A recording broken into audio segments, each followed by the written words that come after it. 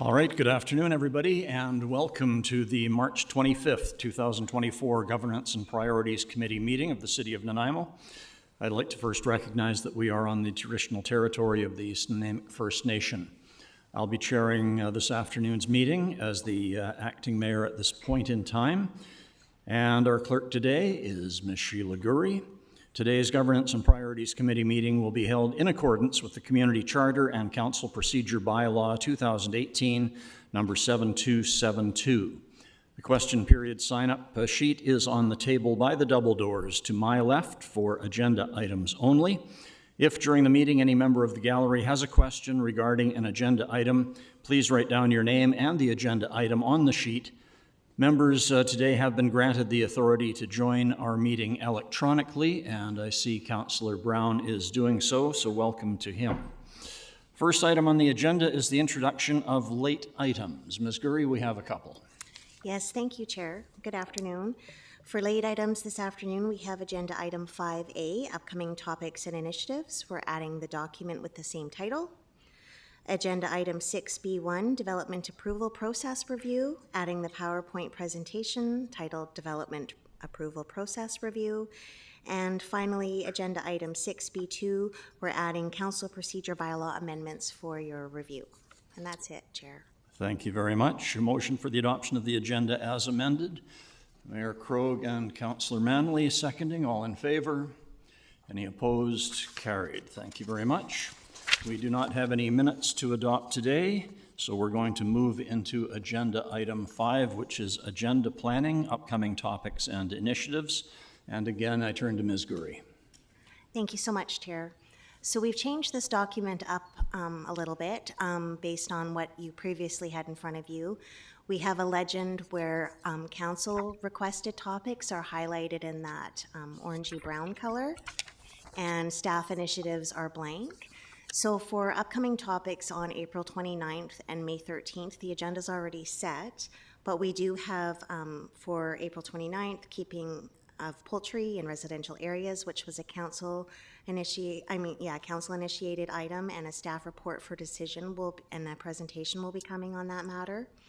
We have the city plan monitoring strategy, which is an overview of the strategy, questions and answers, and consideration of endorsement, and downtown community safety action plan review and evaluation, consultants presenting, and questions and answers coming for that meeting. On May 13th, we have the alternative approval process, which is a review and a discussion with policy options regarding future alternative approval process council may wish to undertake. So those meetings are already scheduled and set. Going forward with meeting dates to be determined, we have a number of council initiatives, council requested topics that are coming to GPC, and they're highlighted in that color there, starting with city plan monitoring committees, school zone policy update, etc. And then tentative GPC topics, and the different of this format brought forward for you today is not only if you have any topics or initiatives that aren't covered that you would like to see coming to GPC, we do request, as usual, a motion from you to add those topics to upcoming meetings, but also for staff initiatives and topics that we would like to bring forward to you at a GPC. We're wanting to get a motion from you that this is something you would like to see come forward to a GPC. So the one tentative topic that's not scheduled is geotechnical guidelines review, and this was a leftover item that staff wished to bring forward to you from a little bit of time ago. So we are looking to tentatively have that scheduled for May 13th GPC.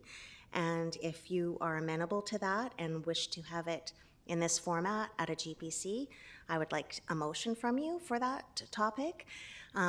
Going forward, we'll have a little bit more detail of what the topic is about. Is it information sharing? Is it a presentation? Is it a report for decision like we have above?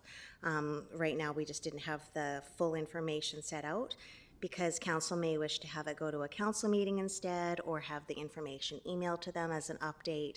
It doesn't necessarily have to come to a GPC. So we're just looking for a little bit more input from you to make these meetings more of what you would like to see and provide some ownership to these meetings for you. Thanks, Ms. Gray. I personally like the revised format. I think that'll work well. So let's deal with the staff suggested topic first, which is geotechnical guidelines review. That seems to have Mr. Sims written all over it, but I could be wrong. Do we wish to entertain a motion to have that added as a future GPC item? Councillor Perino, seconded by Councillor Eastmuir. Any discussion needed? All right. Councillor Geselbrock? Yeah, no, just in terms of voting on the stuff being brought forward, I don't necessarily disagree with it. I know that we provided some feedback a time ago. Was this sort of a staff-initiated decision to adjust sort of the process of building this agenda based on feedback from council members that happened outside of a GPC meeting or a meeting? Or is this something from a long time ago? Because I don't recall having any discussion around this and whether it's necessary or not. And I don't think it's a bad idea. Sometimes I feel there's agenda items that may not be on there and I wouldn't have them, but other times I'm like, oh, I'm glad staff brought that forward and flagged that. And I'm curious if this method allows that enough time to do that. So just if you could speak to that. Yeah, through the chair, maybe I'll answer that. Certainly, it's not been discussed at the table.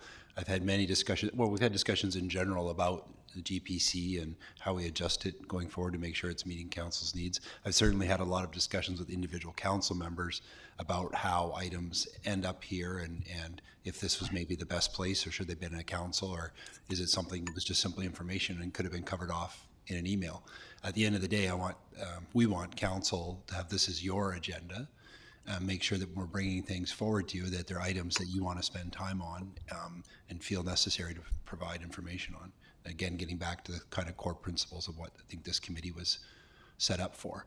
So really, we're not suggesting anything. I don't think it's a significant change other than when we bring it forward rather than just being a line item in the chart that says we're having a topic. It's a little bit more information about what is it, why do we want to bring it here? Is it simply for information or is it because it's ultimately going to result in a need for a council decision and we think a broader discussion is required on it?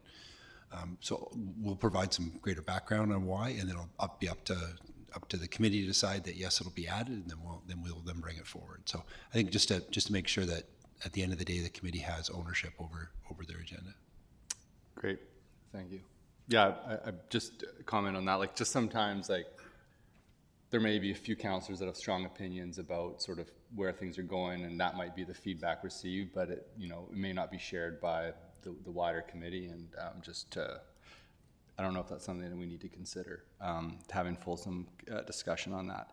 With the geotechnical guidelines, why was this flagged to come to council, and is it something that we will be making a decision on? And I'm not super well versed in this topic, and so added information and knowledge would be good if I was having to make a decision on something.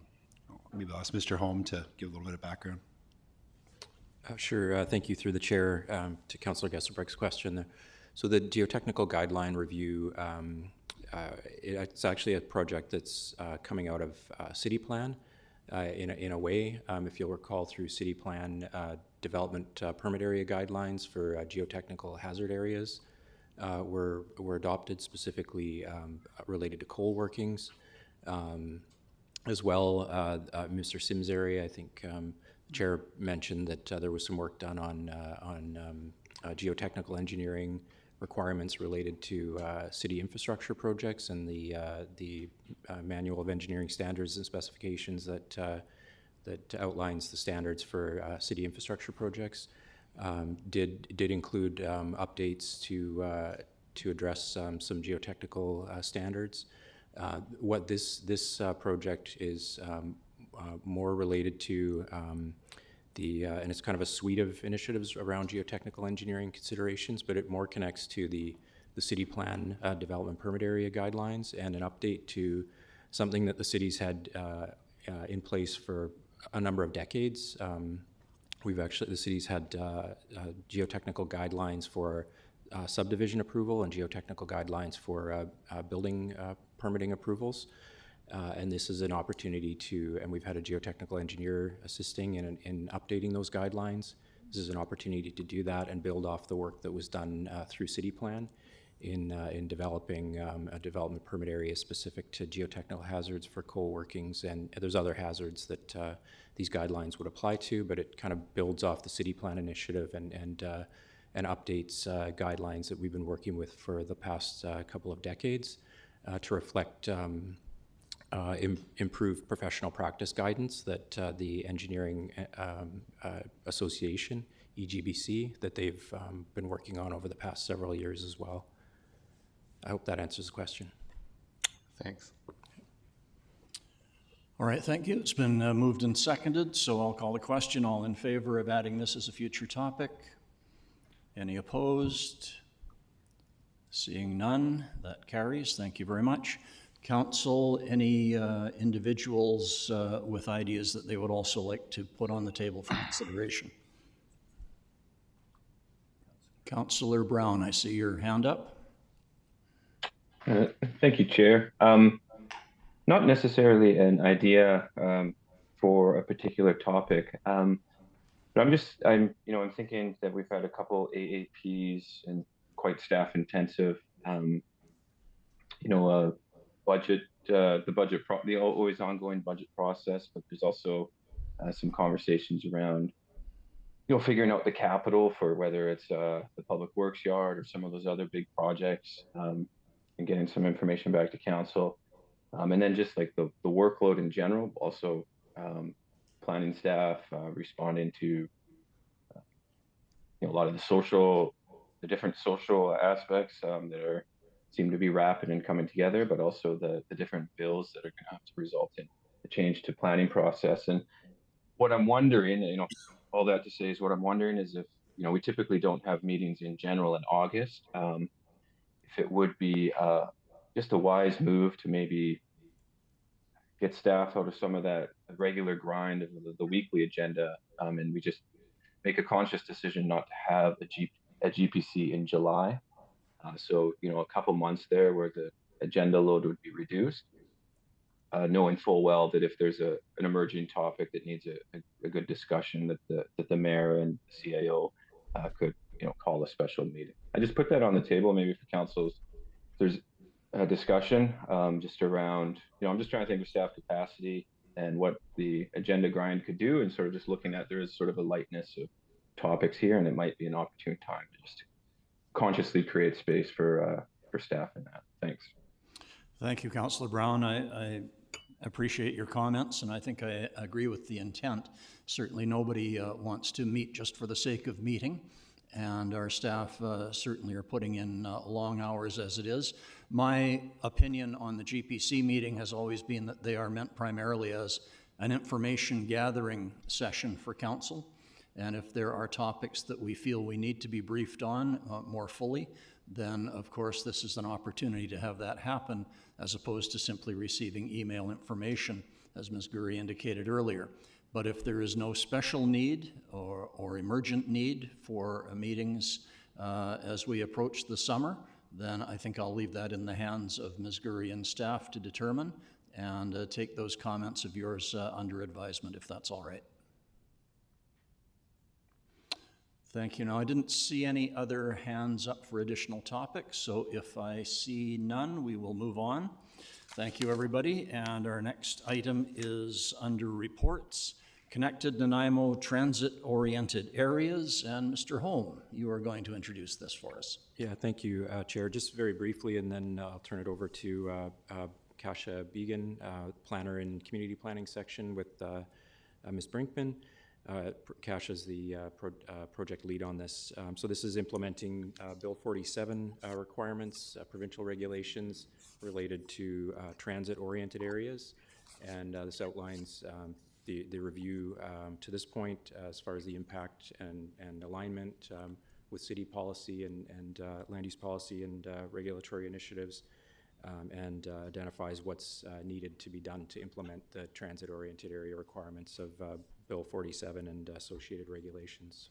So I'll turn it over to Ms. Began if that's okay. Thank you.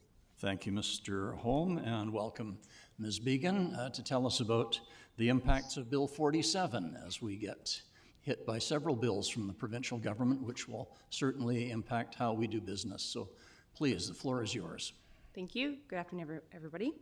So as a reminder, on January 22nd, Ms. Brinkman presented at GPC regarding a high-level overview of the provincial bills when they first come out. Since then, staff have reviewed the legislation. We've taken part in webinars as well as legal seminars to get a better understanding of the regulations, their implications, and what the next steps will be. Staff also met with several internal staff as well as external agencies, including the Regional District of Nanaimo, the Ministry of Transportation and Infrastructure, the District of Lantzville, School District 68, Vancouver Island University, and BC Transit. So they're aware of the regulations and to have fulsome discussions about the implications. So to provide an overview again of what this bill is intended to do is increase housing supply through the creation of denser, more complete communities directly adjacent to our transit exchanges. And those areas are referred to now as transit-oriented areas. And the goal is to include as much diversity of housing, employment, amenities, and services within a 15 to 20-minute walk of a transit exchange. So this is an image that actually when I worked for the City of Coquitlam, we used for transit-oriented development, where we have very high density, and as you move away, it gets lower and lower density. So the legislation identifies 3 transit-oriented areas for Nanaimo: the VIU Exchange, the Country Club Exchange, and the Woodgrove Exchange. And as you can see in this image, which was pulled from City Plan, those actually align with our urban centers that were identified through that process. Lands within 400-meter radius of the center point of those bus exchanges are subject to minimum densities, heights, and parking restrictions. And the regulations apply to land zoned to permit residential use, including mixed-use zones where, for example, residential use is mixed with commercial. So the following slides will provide a visual representation of the lands that are subject to the TOA legislation. The red star represents the bus exchange, the exact location that the ministry has provided to us with coordinates. The purple circle represents the 200-meter radius, and the green circle represents the 400-meter radius.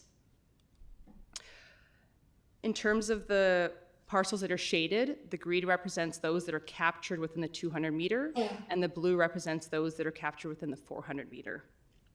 Any parcel which is partially included in the concentric radius is deemed to be wholly within the catchment area. So there's not a split per parcel. The entire parcel gets captured depending on what circular radius it falls into. So this is the VIU Transit Exchange. There are exemptions, including lands that are zoned for industrial and agricultural use, as well as in this case, for example, the Department of Natural Defense land, which are federally owned, I guess now having transferred to the Nanaimo First Nations, would be exempt from these regulations. So parcels with each concentric circle are subject to the following minimum densities and heights. So within the 200-meter radius, the minimum floor area ratio is 3.5, and the minimum stories is 10. And parcels within the 400-meter radius is a FAR of 2.5 and 6 stories. Local governments must adhere to these new minimums when exercising zoning authority in relation to rezoning applications. But the legislation does not preclude the need for a rezoning where a development proposes a density or height greater than it was currently permitted by the zoning, so our current zoning bylaw.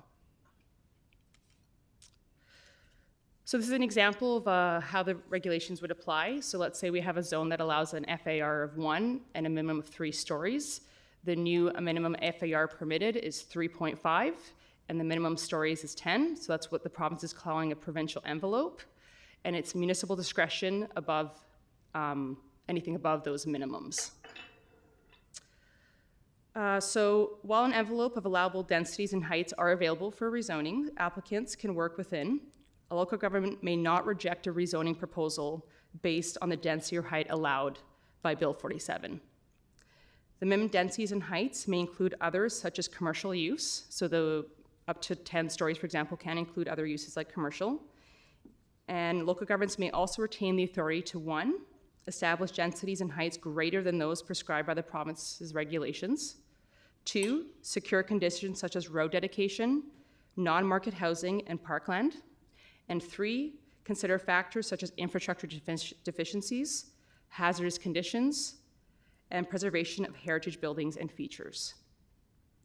What's interesting to note is as of March 8th of this year, an update was provided by the province in the form of letter informing local governments that they will now be permitted to use density bonusing within that provincial envelope until such time as we've updated our zoning bylaw and city plan.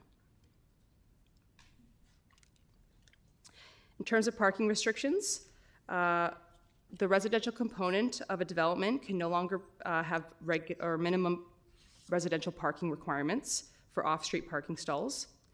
This does not apply to the commercial component, for example, parking for people with disabilities, as well as provisions such as bicycle parking, loading services, etc. Staff are currently working on understanding exactly the implications of the parking restrictions, as many of our ratios are based on the minimum residential parking requirements. So staff will be coming back in May with a greater understanding of those implications for the committee to consider. In terms of timeline, staff are required to bring forward a TOA Council is required to pass a TOA designation bylaw and parking amendments by June 30th of this year. The TOA zoning powers will apply once the TO designation is adopted. So now that we have an overview of what the regulations are, what are the implications? So we'll start with the Woodgrove TOA. And I'm going to just list a few of the implications here. So one is the TOA for Woodgrove partially falls within the city limits, and a remainder falls within the district of Lantzville. And it's also bisected by the Nanaimo Parkway. The lands that are within the district of Lantzville are not developed and currently not serviced.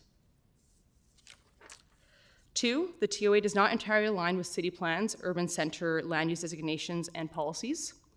About a third of the parcels fall within the Woodgrove Secondary Urban Center, which are highlighted here in the red cross-hatching.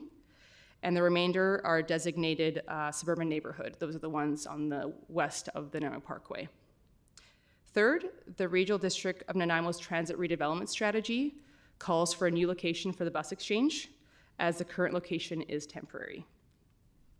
Fourth, the city was awarded a Complete Communities grant last October to undertake an assessment of the Woodgrove area, and part of the scope of that work is to determine a potential location for a permanent bus exchange. And that work is to be completed by October of this year.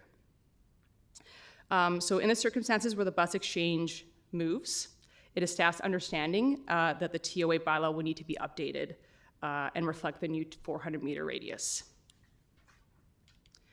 Now moving on to Country Club. So the scope of the Country Club TOA is considerably larger at 170 parcels, whereas the Country Club Secondary Urban Center, once again shown in the red cross-hatching, is significantly smaller at 59 parcels.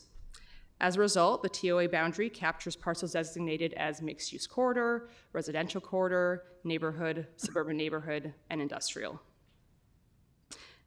Second implication is Highway 19A bisects the TOA and captures parcels to the south of the highway. 8 of those parcels are currently zoned for industrial, so they are excluded from the TOA legislation. However, there's that one parcel capture, which is a mixed-use corridor zoning at the moment. Third, the transit redevelopment strategy also identifies that this is a temporary location and that the bus exchange may move closer to Highway 19A. But however, this is more of a long-term plan within the document. And lastly, the city is actually currently working on a Country Club mobility upgrade study, and part of the scope of that work is to determine a permanent location for the Country Club bus exchange. Oh, that should say VIU TOA, but anyways, the mapping is correct. So in regards to the VIU transit exchange or transit-oriented area, the scope of the TOA actually is very similar to that of city plan. However, it captures lands to the west of the Nanaimo Parkway. Second, unlike the Woodgrove and Country Club TOAs, the transit redevelopment strategy does not call for the current bus exchange to move. So that is considered a permanent location for VIU. And lastly, unlike the other two TOAs, all lands within this TOA are either held by Snuneymuxw First Nation, VIU, the school district, the federal government, the provincial government, or the city of Nanaimo, to large landowners. So I'm just going to go back before I do any of this. So given the implications, staff did submit a letter to the Ministry of Housing in January requesting an extension to the June 30th deadline. And the basis for this request was based on the temporary nature of two of the bus exchanges, as well as a complete communities grant. The request was forwarded to the Ministry of Transportation and Infrastructure, and staff have not received a response to date. So as a result, staff are seeking direction to, one, prepare a transit-oriented area designation bylaw, and two, amend the off-street parking regulations to align with the provincial regulatory requirements. And the hope is to bring forward the regulatory amendments at the GPC or at Council in May, in line ahead of the June 30th deadline. Lastly, in regards to communication of these changes, there has been some communication from the province. However, given the major implications of this, staff are recommending a larger communication strategy, both print and digital tools. This is similar to the short-term rental communication that will be sent out that was presented to council, I believe last week. So we're looking at potentially having a handout that can be given out at the front counter so that staff don't have to answer the same questions over and over again. We're also looking at including a little summary within the tax notice that will be sent out to all residents in the coming months. In terms of digital tools, we've already updated our website to include as much information as possible for the public, and where, if they have any questions, direct email to the province. Looking at e-notifications, so for example, My Nanaimo This Week, press releases to align with the deadlines, as well as utilizing social media and potentially some online information sessions, similar to what we did during City Plan, where we opened up an opportunity for the public to have more detailed information presented to them and the opportunity for them to ask any questions to staff. And that concludes my presentation. Thank you. Ms. Began, thank you very much. I believe I see Councillor Brown's electronic hand up. If so, go ahead, please. Thank you, Chair, and through you to staff. One thing that, it might just be my own ignorance on this, and I appreciate any information you can share, is we went quite, through a fairly comprehensive, obviously land use planning exercise, and but also parallel to that, and at the regional district, a transit redevelopment strategy. And, to date, unfortunately, the province hasn't showed up with their commitments on that in terms of transit hours. But as they do come on, it results in the shifting of routes. And so I'm curious how that starts to get adopted into some of the zoning requirements or not, and that interplay of changing transit routes with respect to the impact on higher density zoning. So I'm just curious if you can illuminate me in that regard. Through the chair to Councillor Brown, I'm wondering if are you thinking of Bill 44, where the requirement to zone to allow 6 units is dependent on Nanaimo bus frequency? Is that correct? Yeah. Okay. Yeah. So, and the reason I'm curious too is because maybe not in the next 5 years, but that ultimately could impact, the type of sort of transit nodes or where the exchanges are. So in response to the first part, so the requirement to allow 6 units, in generally it's in Nanaimo corridor areas where there's frequent bus service. So when we did that analysis, currently the City of Nanaimo bus frequency threshold doesn't meet the threshold. So at this stage, we are not required to zone for the 6 units as required by Bill 44. If bus frequency changes, we expect that we will need to, but in fact, the legislation, Bill 44 and the Amendments to Local Government Act, don't actually speak to that. So we'll need to seek guidance from the province moving forward on what they expect as our bus frequency changes. With regards to maybe your question about transit-oriented areas and will our bus exchanges move the location, I think now with this Bill 47 legislation, we would want to think that will be part of the discussion more so in the past perhaps, because there's that implication of density surrounding the bus exchange, and so you know, certainly this will require the city and to work more closely with the regional district on transit, because there's significant implications for density. Fortunately, our city plan was designed with that in mind, so that is the planning philosophy of how a city plan was designed, and fortunately, the 3 transit-oriented areas align with the city plan urban centers. Generally speaking, the TOAs are larger than our urban centers, but generally speaking. Did that answer your question? It does, thanks. Yeah, no, and that makes sense around the transit or into development.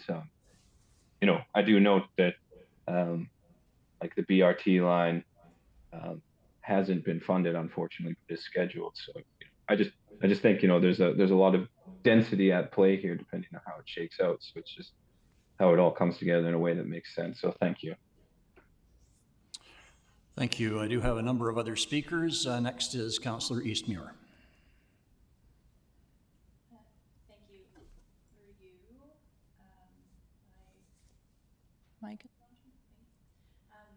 my question is just about downtown. Is that it's because it's a primary urban center, or if you can elaborate on why the downtown isn't captured in this? So, through the chair to Councillor Eastmuir, we've got that question a lot, especially from the public. Why was the downtown not identified? We don't have that information. We've asked the province for clarification, as have other jurisdictions, why certain transit exchanges were chosen, not others. We haven't received a response. We were informed, however, that should the province choose to locate or create a new TOA, we will be informed, as will the Regional District of Nanaimo, and it won't be an overnight change. It is anticipated that there will be time for staff and council and the public to understand the implications of it. At least that's the information we've been provided during the webinars that we attended. That is not the answer I was expecting. Thank you. Thanks, Councillor Eastmuir. I had the same question, as a matter of fact. Next, I'm going to go to Mayor Krogh. Thank you very much, Chair, and to some extent, Councillor Brown has already asked my questions, and I think I've heard the implications. I mean, essentially, we're going to be relying on a system of trust here. If transit exchanges get shifted for some reason or chosen, we're hoping they're going to work with us, which will enable us to respond in terms of what we allow to build there and in conjunction with the laws, but otherwise, we really are stumbling forward somewhat in the dark. Am I exaggerating when I say that? No comment. Through the chair, it has been definitely a criticism of many of the municipalities of this provincial approach, certainly. There was an interesting example in the Lower Mainland where the transit-oriented area circle, that circumference, crossed a river. Right, so the intention of a transit-oriented area is for public transit so that residents can take public transit.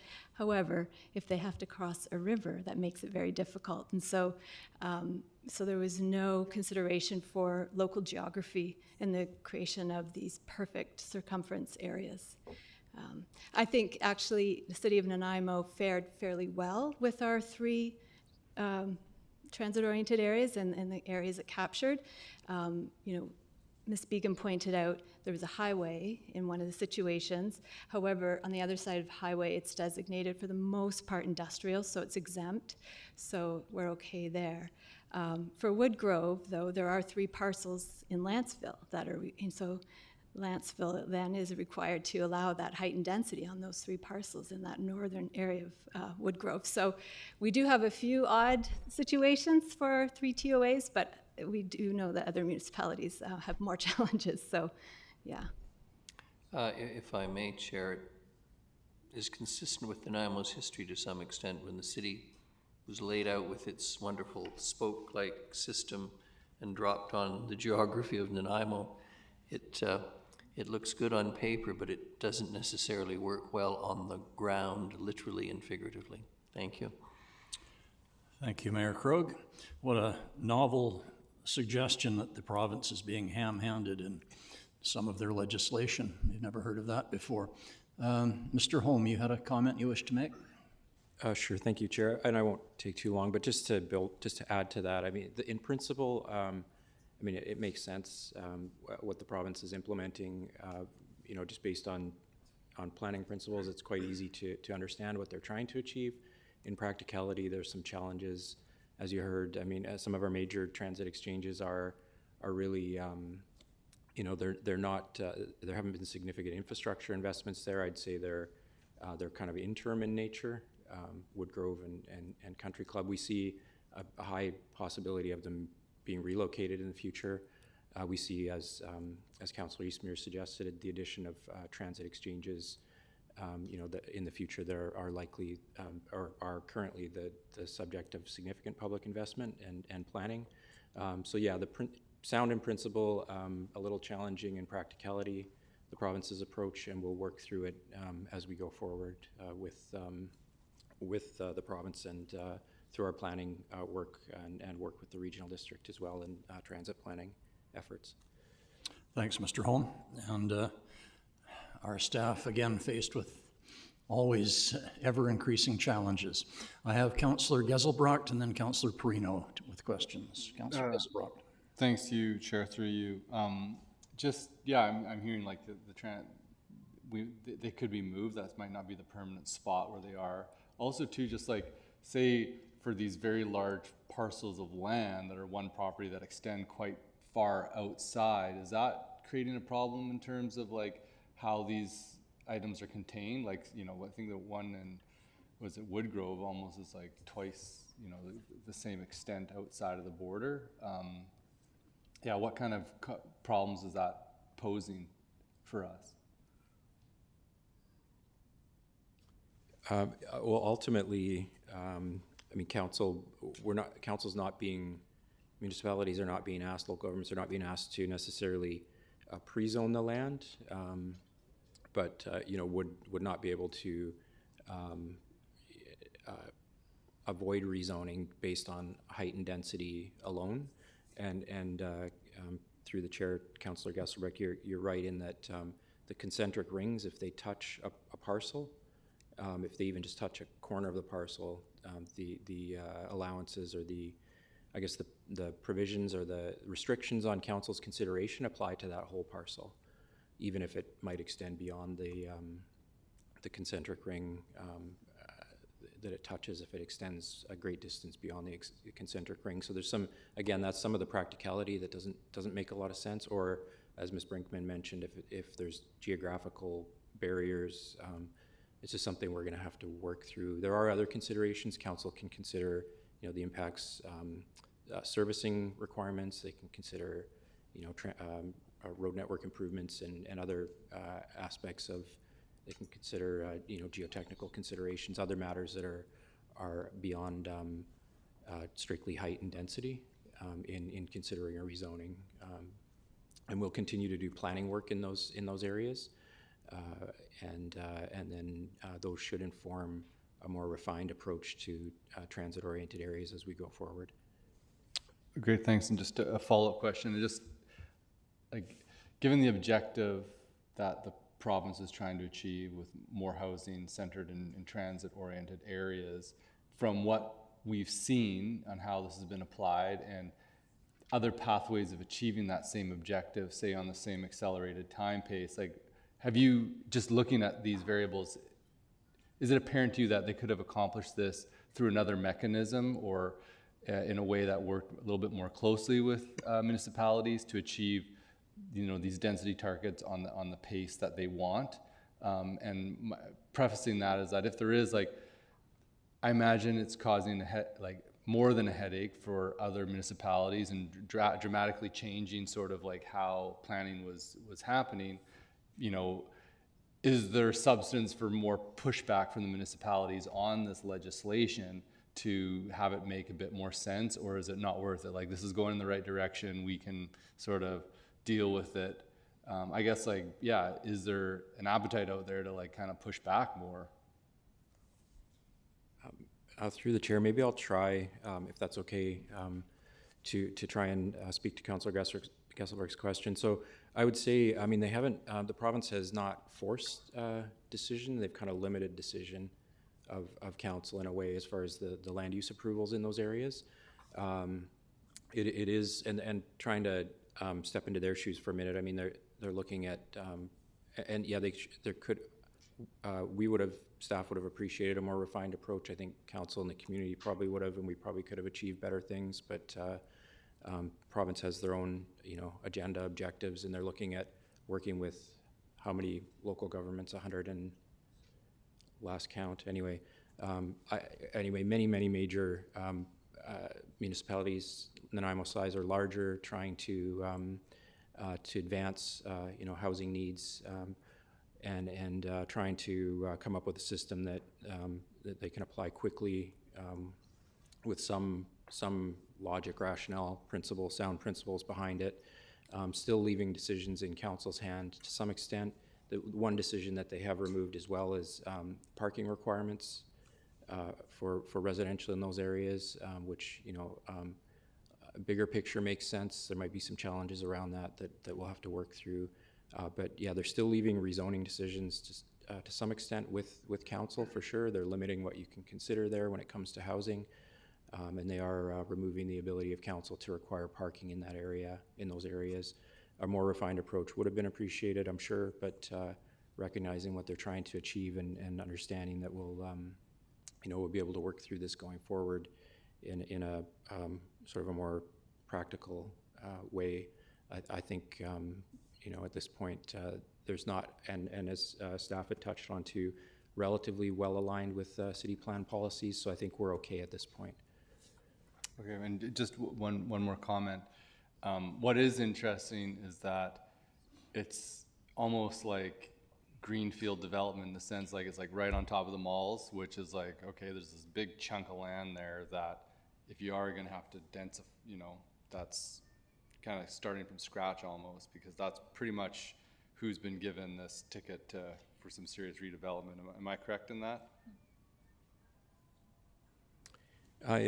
Through the chair, in our scenario, that's more true than in some others, likely, in some other communities. Although, transit exchanges are generally in less urbanized areas. We're not to the density of Lower Mainland communities, and we don't have the, the permanent sort of hardwired transit facilities that they're dealing with. But yeah, generally, you're seeing these, especially in Nanaimo's case, they're landing on mall sites as an interim use, I would say. We see the potential, city plan sees the potential redevelopment of these sites. There are some challenges around redevelopment of those sites beyond servicing and transit and related to lease agreements and the like that private property owners are, and land assembly and some of those challenges. But we see through city plan the redevelopment of those sites as well. So generally good alignment.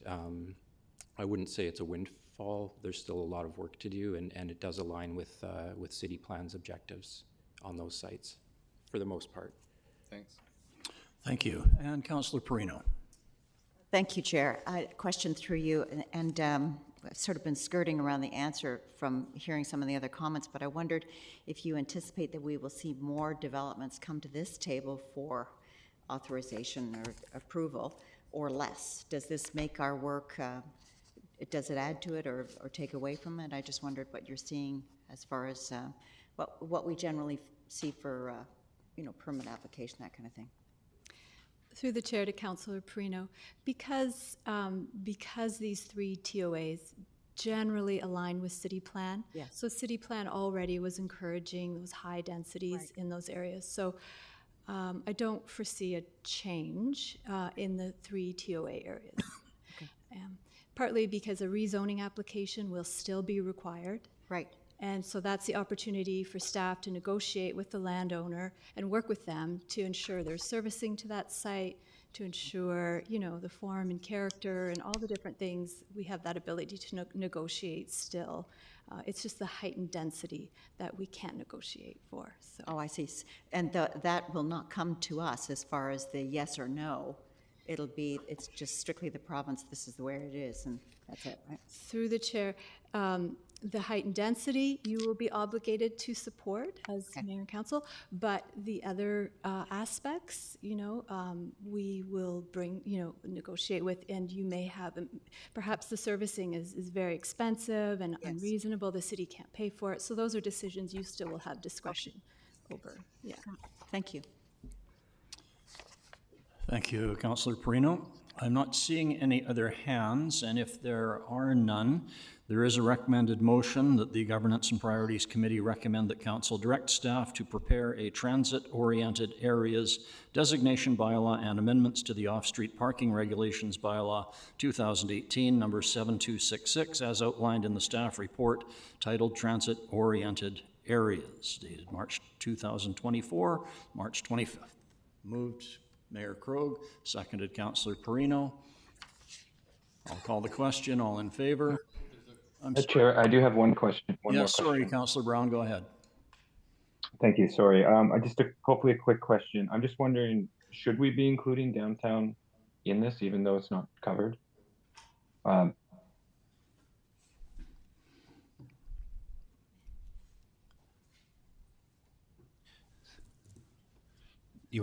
Through the chair, maybe I'll start and staff can jump in.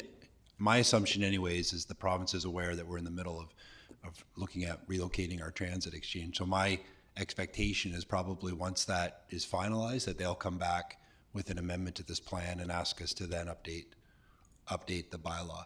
Again, being in the middle of our downtown and generally aligned with our policies, I would say there's not a significant difference between the provincial objectives and ours. Again, as Mr. Holmes correctly stated, you know, the principles are good. The actual application will be challenging in that case too, but I think that's my expectation. Let's have staff have further information on that. Yeah, if I could, through the chair to Councillor Brown, just add to that, I think I would definitely not recommend adding it at this point. We would be moving forward. We understand the province and the regional district would be working closely with us to work through when it would be appropriate to add additional transit exchanges. And you know, I don't know in the case of the downtown, I don't know if, and maybe others going forward, if we're strictly going to be dealing with the concentric rings approach that the province has used to develop the current transit-oriented areas, or if we're going to be able to use a more refined approach that actually reflects, you know, some of the servicing in the area, the parcel fabric, the topography, all of those geographic barriers, etc., access to amenities and services, all the other things that actually make for sort of more rational planning decisions rather than just strictly concentric rings.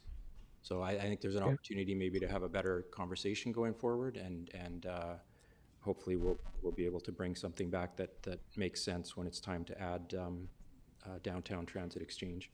Thanks. Okay, thank you. That makes a lot of sense. I appreciate it. Thank you. Good question, and appreciate staff's thoughtful response on that. So I will call the question then on the recommendation. All in favor, please. And any opposed? Seeing none opposed, that passes. Thank you very much. And Mr. Holm, we're going to stick with you and move to Healthy Nanaimo Development Approval Process Review. Great, thank you, Chair. This is project that we started, we engaged consultants in June of 2023. Consultants assisting us, Alan Nielsen, Nielsen Strategies Inc., in collaboration with Left Side Partners Inc., Sherry Hurst. They've developed a development approval process review report, and I won't get into the details of what that entailed. They can walk. The consultants are here to speak to that and walk you through the process and recommendations.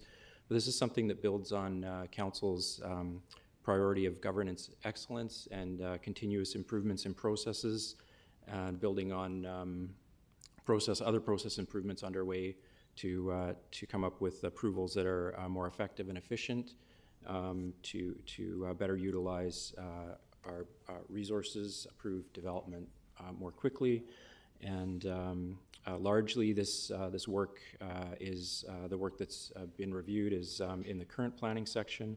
We're largely talking about official community plan amendment, zoning amendment, development permit, development variance permit applications, those types of applications that the council sees from time to time for you. Some of those are delegated as well. So it does largely focus on work that's managed by the current planning section, but it obviously touches on other areas of the city that many areas are involved in review of those applications, and you're going to hear about some of that as well. The plan here is to hear from the consultants on the process, the recommendations, how they got to those recommendations, what was involved in that.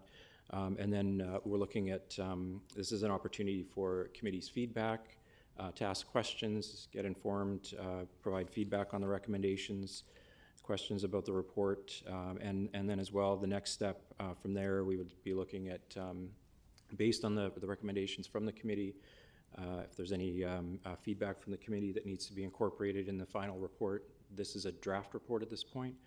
We'd be bringing forward a final report for working with the consultants to finalize that report and bringing it back to council. If I'm happy to take questions at this point or at any time, but I'll turn it over to our capable consultants, if that's okay. Thanks, Mr. Holm, and welcome, Mr. Nielsen. It's always a pleasure to have you in chambers, and welcome to Ms. Hurst as well. So we'll get right into your report, and I know there are recommendations following, but and a chance, of course, for questions. But please, the floor is yours. Thank you very much, Chair Thorpe, and always a pleasure to be here in chambers. So thank you for that. And as you mentioned, I'm here with my colleague Sherry Hurst, and Sherry and I have worked for many years. I think 22 years we counted the other day just on studies. So it probably feels like 44 to Sherry, but on these kinds of studies and on other similar types of studies, Mr. Chair. So happy to be here with Sherry to go through the report and to have some discussion with committee on this report. Let me begin, if I may. I'll just go through. Oops. So we've got a four-part presentation that we'd like to present to committee today. The first is just to go through the assignment. The first part, that is to go through the assignment a little bit, talk about what we were asked to do, and Mr. Holm has already picked up on some of that. We'll just expand on that briefly. Overview of the draft report, just look at the structure of the report, the different sections that are provided and so forth, very short section. Also spend a bit of time, though, spend the bulk of our time in that section of the presentation looking at the issues that we've identified in our review of the service, of the process that is, the development approval process, and talk a little bit about recommendations as well coming out of that examination of the issues. We'll go through next steps a little bit. Mr. Holm has talked about that a touch. We'll just go back to that and then have discussion with the committee on the various points. We'll move through as quickly as we can. It's a very fairly long report as committee has had a chance to look at, but so we will just touch on some key points and then of course expand at the discretion of the committee as we go through questions.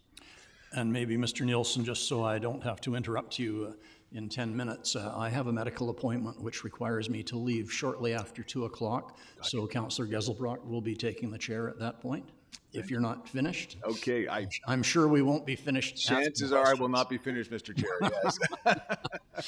All right. Thank you very much for letting me know. Excellent. So with respect to the assignment, as Mr. Holm has mentioned, when we, as the city, the city of Nanaimo, like every other municipality, like every other local government in the province, and indeed beyond the province, has a fundamental role to play in the approval of development applications. So approvals are required by any property owner or their agent who wishes to develop in the city, as they are required in every city.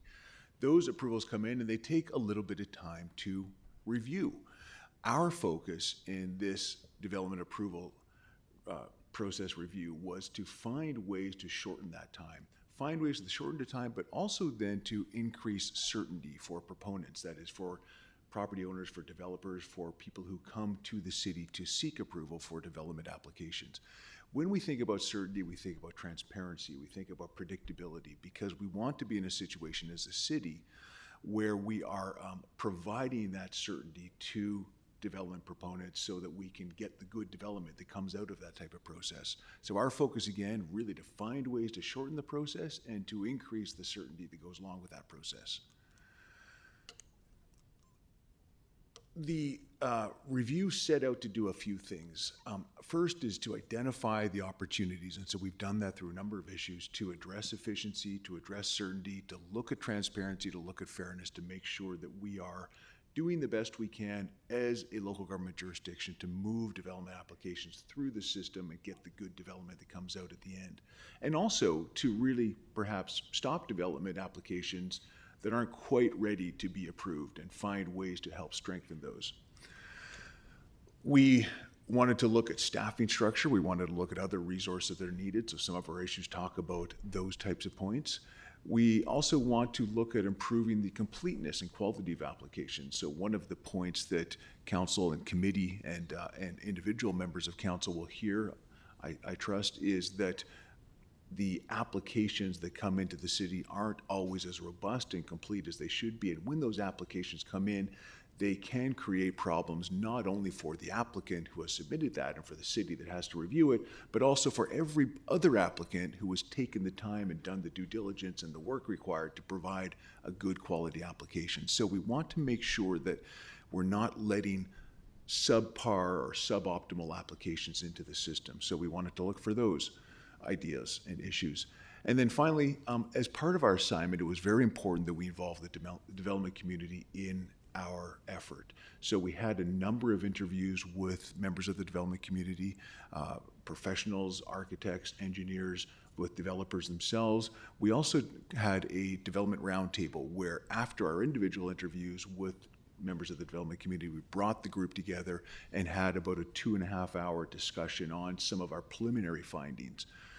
We did a survey as well of the development community, of the people who came together. So it wasn't everybody who's ever provided an application to Nanaimo, but it was applicants that seemed to be either based in Nanaimo or outside of Nanaimo that build a lot in Nanaimo, develop a lot in Nanaimo. Those were the folks from whom we wish to hear and to get feedback and identify ways to make the system better.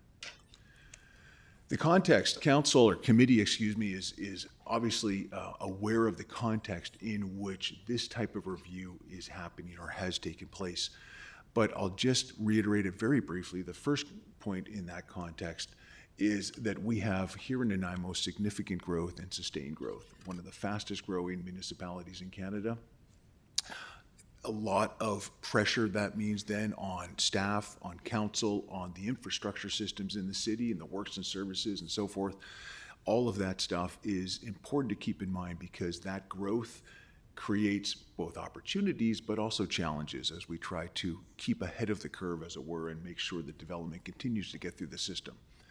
We've got an affordable housing crisis, not just here, of course, in Nanaimo, but across British Columbia and indeed across Canada. So the need to develop more units is something that's always in the forefront of the minds of staff and, of course, of committee and council, and a driving point in this context that shapes and informs the review that we undertook.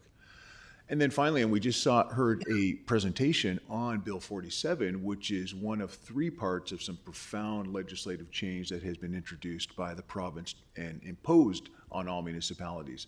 And those rules, those changes that have come through Bill 44 in particular, but Bill 47 to some degree as well, will mean that certain issues that we might have identified some time ago are no longer issues.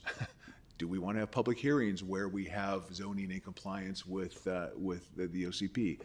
Those kinds of things where we need to, we no longer have to worry about certain things, and other issues, though, will arise that we need to take into account. The draft report, Mr. Chair, has, and I will mention, as Mr. Holm kind of talked about earlier, just to reiterate, it is a draft report, so our intention is to provide it to committee today to get some feedback from committee, but we also anticipate getting feedback from staff, from different departments who have been named in the and with whom we've interacted already in the report, and possibly from the development community. So we'll bring all of that together, consider the feedback, look for changes that we may need to make in some of the recommendations going forward, and then ultimately bring it back to council as a final document. So the current situation is the first point in the draft report. As committee may remember, because I've had the privilege of providing a number of different reports to the city of Nanaimo on different services and different functions within the municipality and departments in the municipality, we always like to start by outlining in some degree of detail what we have in place today. And we do that because before we can think about issues to address and changes to make, we really have to be all on the same page, as it were, with respect to the system that is currently in place. So we lay that out in some degree of detail. We look at the city's authority to regulate development. We look at the staffing involved, the processes that are followed, the volume of development applications that come through, and a whole bunch of different other points. So that takes up chapter 1, or chapter 2, I guess, of the report after the introduction. Issues to address form the bulk of the report, Mr. Chair, and you can see just on the slide ahead of us from pages 16 all the way to 44. So there's a number of issues that we've captured in there and that we've tried to explain and present in some degree of detail again to set the stage for some of the recommendations. And then finally, the recommendations come last, and there are a number of those for the city's consideration. I'm going to just talk a little bit about the nature of reviews, and then I'm going to pass it over to my colleague, Ms. Hurst, just to go through the first set of issues. But with respect to the nature of reviews, we always like to remind the reader that as we think about these kinds of documents and we go through reports such as the one ahead in front of us, it's very easy to jump to the conclusion that the city has a lot of issues and it's not doing a lot of stuff great. And that couldn't be further from the truth. And the reason that we may have that mistaken conclusion about where we're at as a city and how staff are moving through that is because the nature of reviews is to take a critical look at a particular function. So when we take a critical look, we get into the weeds a little bit, we pull out issues, and we try to find ways to fix those issues. We don't tend to focus on all the good pieces, and there are many. And we've started out just by mentioning a few of those to give the sense to the reader that there's some context here to keep in mind. There's a bigger picture to keep in mind. When we look at Nanaimo Reimagined, a seminal piece of work done by the planning department at the city, award-winning, really groundbreaking. Council knows this, of course, because you were the ones who drove the process and approved the final document.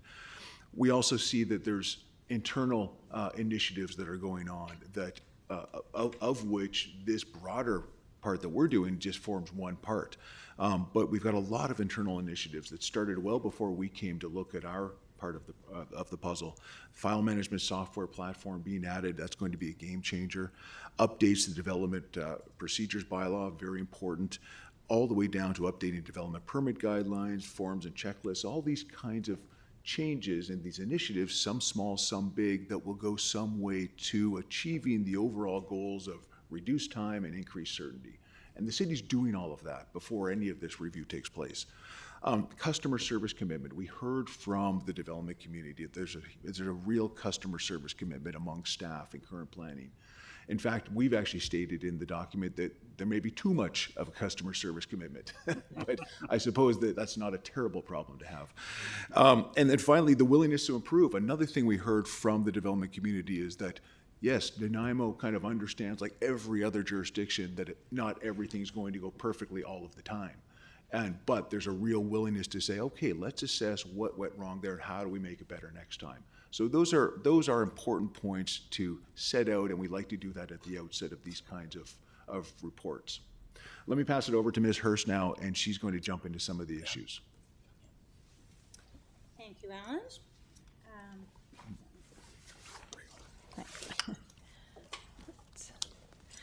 Okay, I'll start with the first 6 of the issues, then I'll pass it back to Alan, and we're going to start with the concurrency of processes. So concurrent processing is when you have 2 application types, 2 different application types, and you process them essentially at the same time. So the city already does this with rezoning applications and official community plan amendments. So those would typically be brought forward and processed together. But where it doesn't do it currently is with rezoning applications and development permit applications. So this is logical in some senses because you definitely, through the legislation, need to have your zoning in place before you can approve a development permit. But we find that more communities are doing the development permit and the rezoning together. You can initiate them at the same time. You can have the discussions about the detail at the same time, joint circulation and comments, and so you're ultimately reducing that processing timeline for the development applicant. And again, this is you'll find this practice in larger cities on the island, Victoria, Saanich, as well as over on the mainland as well. There is some risk to a part of it on the applicant's part, because normally with a development permit you have to have a higher level of detail, especially if it's a form and character development permit. So you're providing those extra drawings, you're going that extra mile when you don't know that you have the rezoning yet. But most applicants are willing to take that risk to shorten the time frame. So that's one of our recommendations, is to move forward with processing those types of applications at the same time to reduce the timeline. The second point I'll talk about is application tracking, and Alan has already touched on this. The city is undergoing some technology improvements, as you're probably well aware. There is going to be a new software platform, and one of the outcomes of this is that we'll have the increased ability to track applications, and not just when they were brought in and when they're approved, but all the milestones in between. And this is going to not only allow staff to understand the status of all their applications that they're working on, and where they are in the process, and whether they're with the developer making changes or what department's reviewing them, but it's also going to allow applicants to see this information through online reporting and sort of a dashboard that lets them know where the status of the application and where it's at. This helps applicants in understanding when they can schedule their resources, if they need an extra report, what the timing is, when they're expected to get it back on their laps, and just schedule everything from their point of view. It increases the transparency, and it's also going to allow staff the time to work on the files instead of responding to the inquiries that they're constantly getting right now, asking, where's my application at? When am I getting it back? Because they spend a lot of time doing that.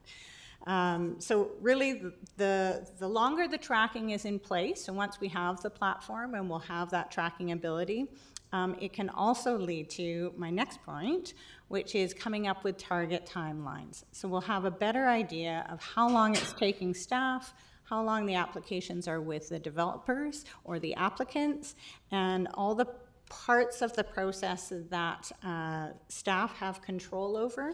They'll have a much finer grain and more data about how long that's taking, so they can develop more realistic timelines and be able to publish what those timelines are for each application type, and then to report on those timelines. So we have an idea now, we've been tracking them for a year, we know each part of the process, this is how long it's taking. Here's our targets that we're working towards for staff. It lets applicants know, hey, this is how long it should be taking. This is how long I should be taking with it if I want to get it approved faster.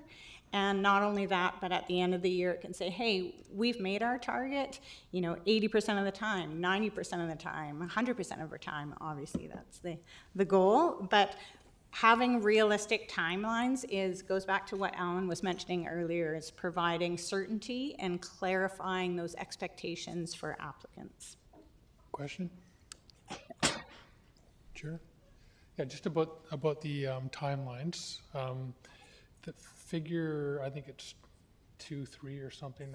I'm not sure. It has some established timelines on it. It looks like that we're meeting most of those, or a lot of the applications are coming in ahead. So with this new process, are those timelines going to be shortened? Is that the objective?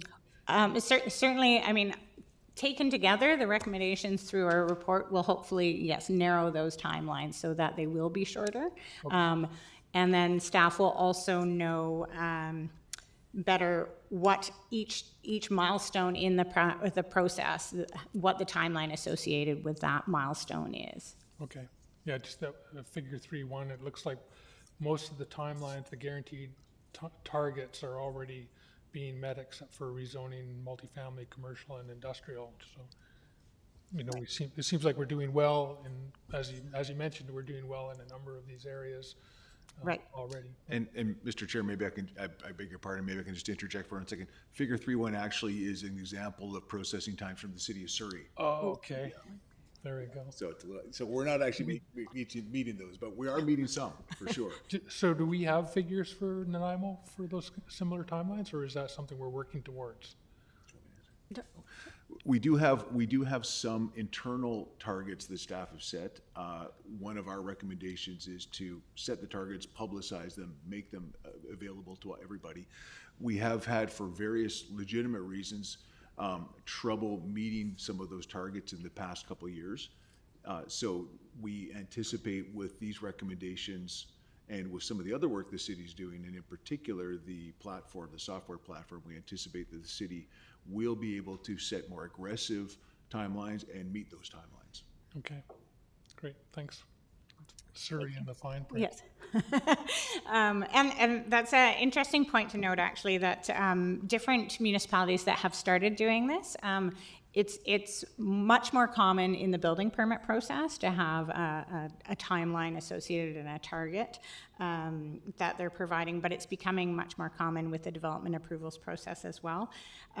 Different municipalities are choosing to measure different parts of the process. So Surrey, for instance, that's shown in the report, they're actually measuring from the point where they receive the complete application to when they get that, what City of Nanaimo calls a comprehensive letter or a first review letter. It's called different things, but they're choosing to measure that point of the process because that's the part that it's with the city the entire time, and it's in their control. So they're saying when we're the ones reviewing it, here's what our timeline is. Whereas the City of Edmonton, for instance, they provide a target timeline, but theirs is from the minute you submit a complete application to when it's gone to council. So they have a much longer timeline associated with that. But in that, they've made assumptions about when it comes back to the applicant, you have 4 weeks to do this part of the process or 2 weeks for this. And so they've made assumptions, and they're quite explicit about what those assumptions are to reach the overall timeline. So different municipalities are choosing to do it differently, but just having the tool to be able to measure the sections of the parts of the process is part of one of the key ingredients. Next topic is one more question there. Sorry. Councilor Eastman, all good? Pardon me. Thank you. Through the chair, just going back to the concurrency of approval processes and the recommendation around that, I just wondered, it hinges on a couple of things: staff supporting the proposed changes in zoning, and then it says proponents are willing to accept the risks. And I think that risk generally usually just speaks to money, right? Like, because they need to be able to invest in that process. So, like, I just wonder, are we at risk of creating like a two-tier system essentially, where like if the developer or proponent can afford to do it, like that concerns me, because I don't want to. Can you speak to that at all? Sure, through the chair. Thank you. Thank you for the question.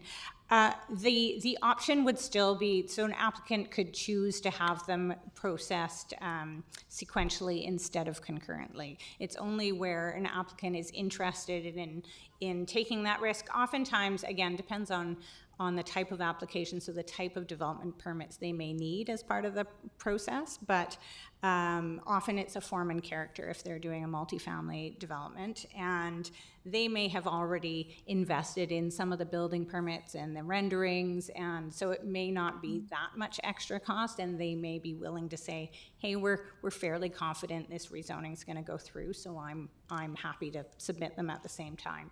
Someone else may be interested in, hey, I just want to rezone this. I'm not sure what I'm going to build exactly at the end of the day, so I'm not comfortable investing in some building plans or having that next step. And so they could still choose to just go forward with rezoning and do a development permit at a later date. So that option would still be open. Okay, thank you. Yeah, I recognize that the other option would still be available. I just wonder, like, if there's a way to provide, reduce the cost. Yeah, but you know, that's not necessarily our job, but yeah. Yeah.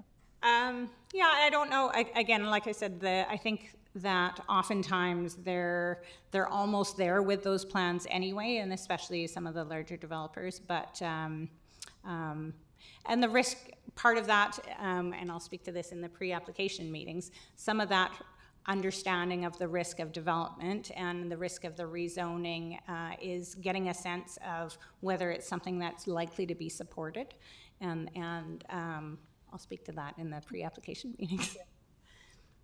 So pre-application meetings, these are meetings that the city already holds and in fact requires for many application types. All we're recommending in this part of the report is that there be some more structure in place. Pre-application meetings are intended to improve the quality of the application, make sure the applicant is aware of the process, the information requirements, the fees involved, the entire process really. And right now, you're not always having the same amount of information coming into those pre-application meetings. So what we're suggesting is that maybe you have an application form, there's a checklist that the applicants know that they have to provide some certain information ahead of time to the city so that the city has some time to review that. The city guarantees to have a planning as well as a development engineering staff member at those meetings. So they're raising the concerns not only maybe from the planning side, but also engineering. Any large heads up, flags, you know, that's a sewer problem area, you're going to have to meet these transportation requirements, and making sure that the applicant is aware of really all the issues that might come into play going forward. And then also providing that applicant with a package afterwards, so they have the minutes of the meeting, they have a list of some of the feedback that staff has provided, and they have that as a checklist to make sure that they've met all those requirements when they're making their applications. So just really standardizing that process, making sure the applicants know you should be at this stage if you're coming forward for a pre-application meeting and you're providing us something. This isn't something where you're just taking up staff time to kick the tires. You've really thought about it enough so that you have a site plan ready, you have an idea, and that's what you're coming forward with. We would also suggest actually that there's a fee associated with the pre-application meetings. This is something that's quite common in other communities, and that you have that fee that's credited back if you make an application. So again, it's focused on this meeting, and the resources that we're committing from the city side are intended to get you ready for applying for a development, making sure that you're ready and really making the best use of both the city's time and the applicant's time.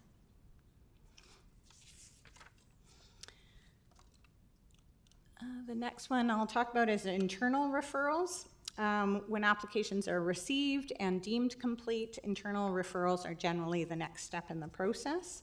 It's when that application is circulated out to a variety of other divisions and departments to make sure that we're getting their comments into that relate to the application and into the file manager. This is a very typical part of the process. Every municipality does this, but what we're finding in other municipalities is that instead of sending every application to all the departments to take a look at, they're starting to be more selective of, hey, you know, this doesn't really pertain to parks for this one. It's just a minor development in this area, so maybe we're not sending it to parks. And just being a little more judicious about who you're sending those referrals to, so we're not taking up staff time where it's not something that that really they need to be commenting on or wasting their time with. And in some places they actually have sort of a protocol that, hey, if it's over this amount of, if it's this kind of complexity, or it's this type of development, or it's a rezoning, so you actually stipulate which of those things it is, then it gets sent to everyone. But other than that, it's up to the file manager to discern who it needs to go to. And just, again, refining that review process and sort of right-sizing that internal review to the departments that really are affected by the application. And at the same time, we would normally recommend that those go forward with kind of a checklist. If I'm receiving it from another division, I have a checklist. Here's the things that I'm looking for you to review.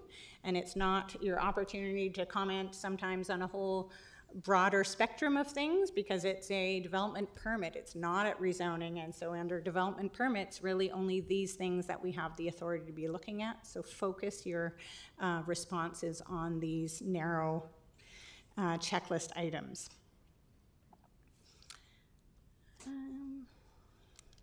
And the last one I'll chat about before passing it back over to Alan is the comprehensive letters. So this is the name for the response that the file managers and in the planning or the current planning division section provides to the applicants. And it's after it's had that internal review process, everyone's provided their comments back, and the file manager distills that information down into a clear letter that provides the applicant with sort of a roadmap for moving forward and for getting approvals. So here's the things that you normally need to do. You need to, submit and change these plans, and then we should be ready to go. So the applicants use that comprehensive letter as their Bible on what they're going forward and all the things they need to do. So the concern is not, or the issue that we have or heard about is not the review process. The fact that they get a comprehensive letter, that's great, and the format is actually quite nice from the City of Nanaimo. It's more what happens afterwards. Occasionally, when the applicant gets that information, they go through it, they make their revisions, and you submit your resubmission. Sometimes at that point, other things come up, and they're not in response to a change that the applicant has made, but there might be something that was missed last time, or something that you thought about differently the next time you looked at it. Or we've even had the situation where in the interim there's been a staff changeover, and so a new file manager looks at it and has some additional requirements that they'd like to add. The development community would call those late hits. And if you're asking for something different that you didn't see last time, municipalities now are coming up with what they call a late hit policy. Basically, if it doesn't have anything to do with a life safety issue, we don't ask for that anymore. You had your chance, we provided them their list, they fulfilled that list, you're moving it forward. You're not asking for those late surprises. The developer shouldn't have to anticipate any sort of late hits or surprises later in the process. Sometimes mistakes are made, and yes, if it's a life safety issue, it's something that needs to be addressed. But it's just to make sure that the city's not just treating the comprehensive letter as a, well, if I don't catch it around this time, I'll get it on the resubmission and I'll use that opportunity to find more things. No, you've had your one kick at the can, and that's where it's at. And so not accepting late hits is a policy that a lot of municipalities are using, and it provides a little more certainty to the applicants. Okay. Thank you very much, Sherry. And Mr. Chair, I'll just kind of pause just for a moment just to note that, or to make the comment that we appreciate that a lot of the issues that we're talking about, a lot of the recommendations that flow from the issues are very much kind of inside the administration. And that's appreciated certainly by us, and I anticipate that it's known to you. I think it's helpful as the governing body, council sitting as committee here today, to which plays such an important role in the process as the ultimate approval authority, to understand the broader process and some of the issues that we've identified. And so it's in that spirit that we're trying to cover some of these, but we'll continue to move through them fairly quickly, and of course happy to answer questions as we go or at the end. My points that I'd like to talk about, the issues, I'll take the last set of issues. We'll start with planning positions. And when we think about one of the points that we were asked to consider, if we go right back to one of our early slides, you'll remember that one of the points we were asked to consider was related to kind of staffing resources and other resources that may be needed in order to allow the process to move very, very smoothly and quickly. So in that vein, one of the points we looked at was how the department is currently structured from a staffing perspective. When we look at current planning departments in most cities, we see a tiered approach, a bit of a hierarchy, as it were, in terms of positions. We have very junior planner positions, or even planning clerk positions, and then planning assistant position, planning techs in some cases, moving into kind of junior planners, intermediate planners, senior planners, and then into the exempt staff, the management staff. Nanaimo has, and that system, that tiered system is in place for some good reasons typically. One is because it allows us to have a mix of skills and experience levels, right from junior to more senior planners, so we get that depth of experience, but we also get kind of that succession planning. We get that ability to kind of bring in younger people. We get staff development, so as you come into a system in a more junior position, you can envision a growth path for yourself, and that's important.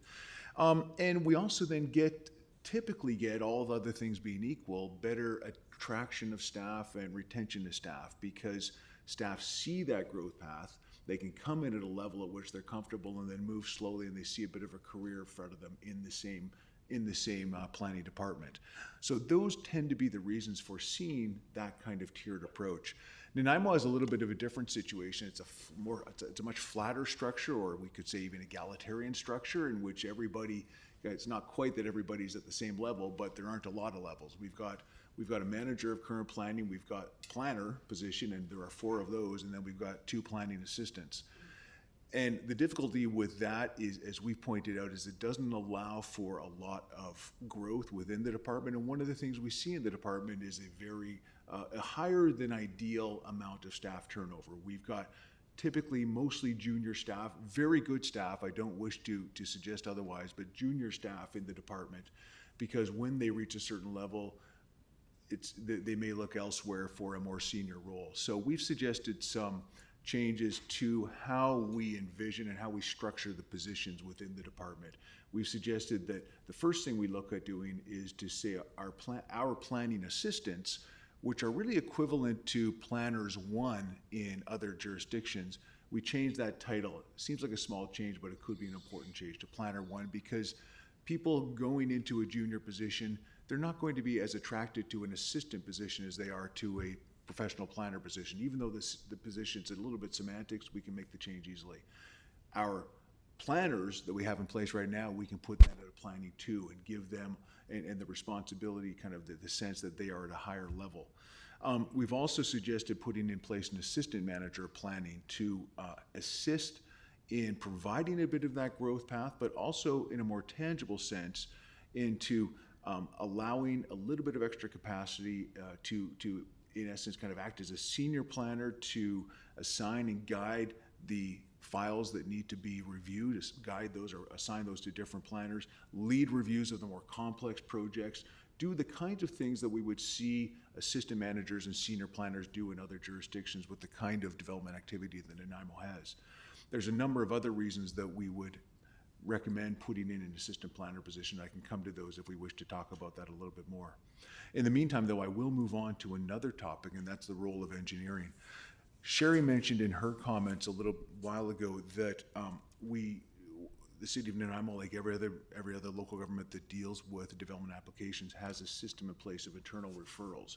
So when a file comes in, it's assigned to a planner, and that planner becomes the planning file manager.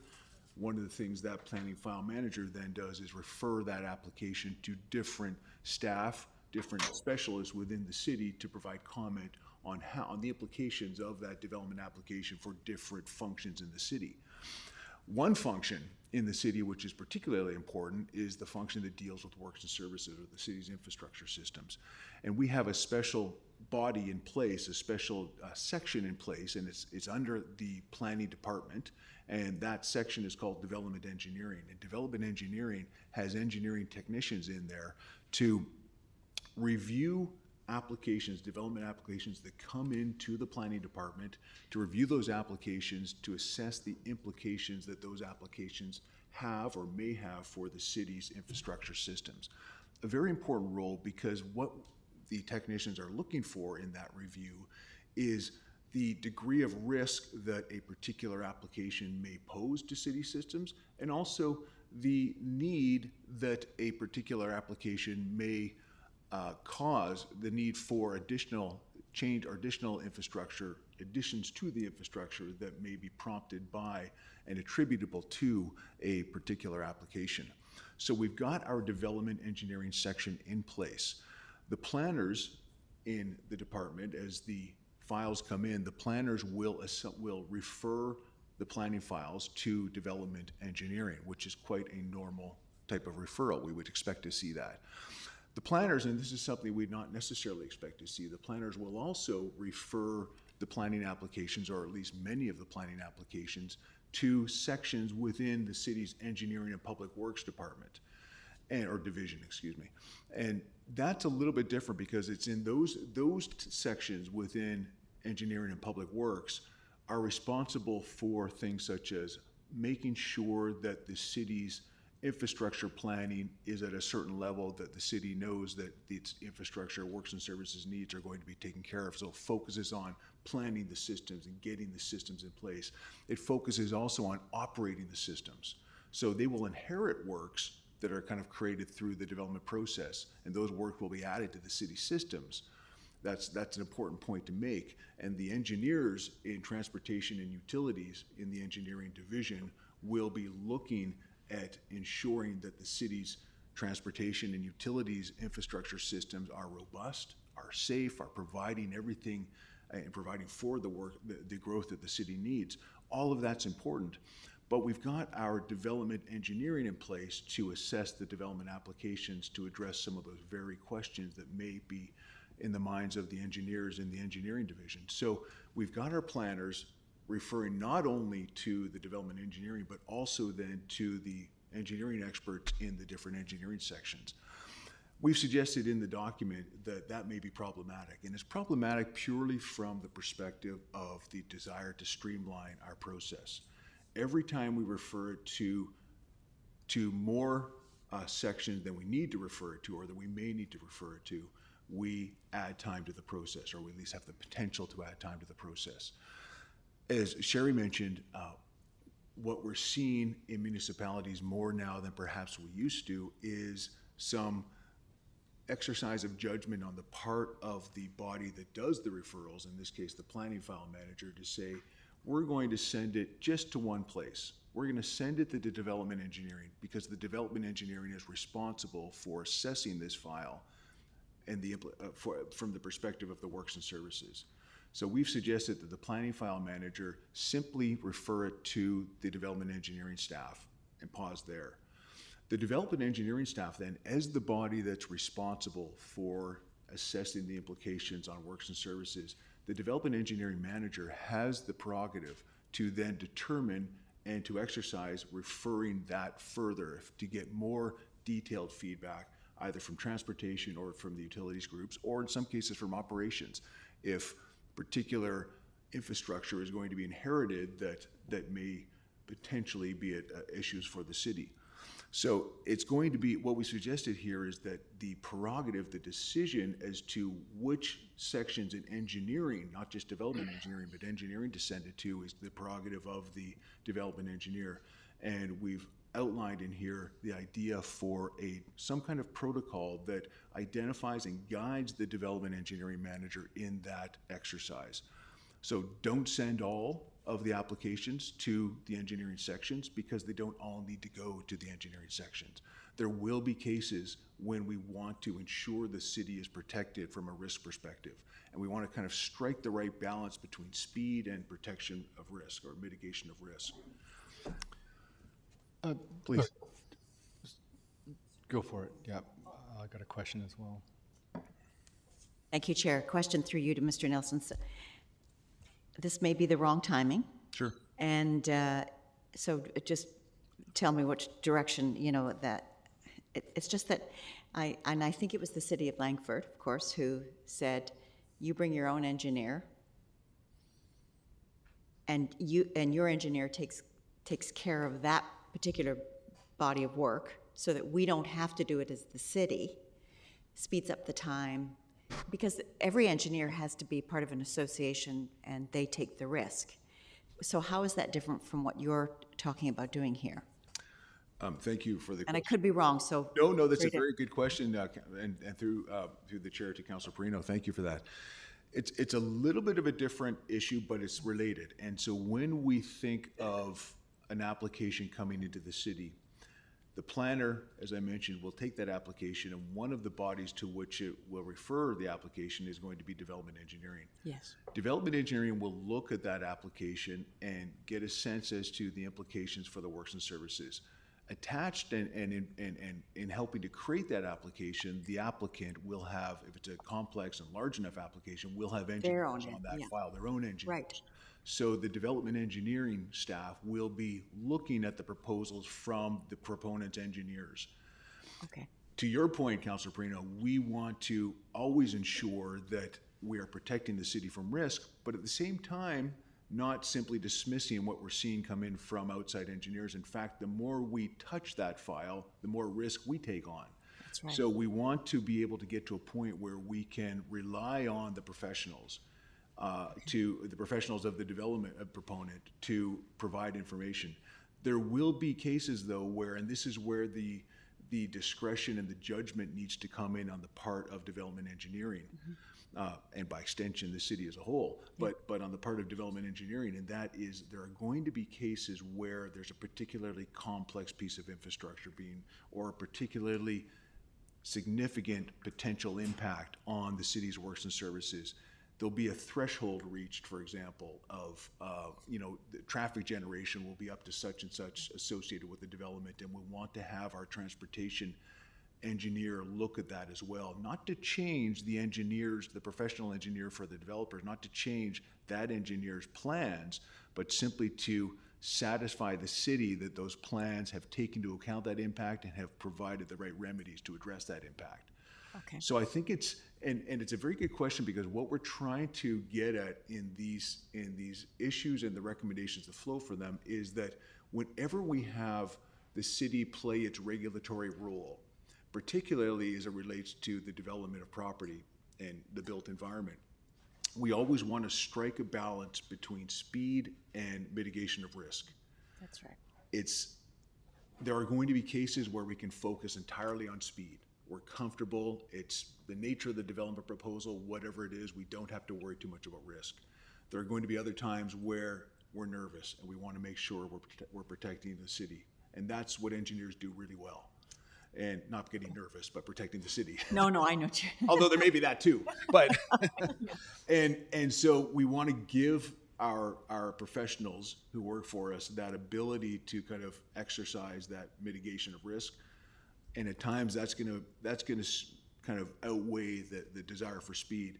But what we're trying to get at through this report is that there are going to be a lot of times where speed can outweigh the other desire. Okay. And we got to find that balance. Yes. And so the protocol agreement that we're suggesting in here tries to establish that balance. We say when it hits a certain threshold, an application hits a certain threshold, then we need to do a little bit of a deeper dive on some of the risk mitigation. Okay. When it doesn't, we can focus on speed. Okay. Or when the development engineer, for whatever reason, that's the city's development engineer, it may not hit a threshold, but there's that sixth sense, there's that nervousness that this one seems different, complex. I want my colleagues over here to look at it. Okay. Let's get them to look at it. Okay. But not all of the time. Okay. Okay, thank you.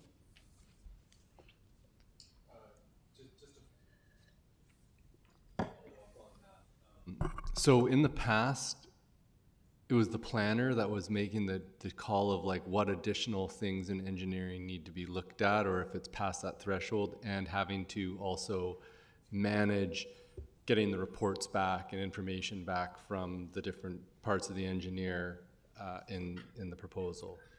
Thank you, Mr. Chair. Not quite. Let me try to clarify that, and I apologize if my initial explanation was confusing. The development application will come into the city, and that gets assigned by the current planning manager to a planner in the department. So that becomes the planning file manager. The planning file manager will then, and what has been happening is the planning file manager takes that application and refers it to different groups around the city. So those are within the city organization. So there'll be some cases, and often it will be parks, there'll be the fire department, they may be environmental planners, and there's going to be development engineering.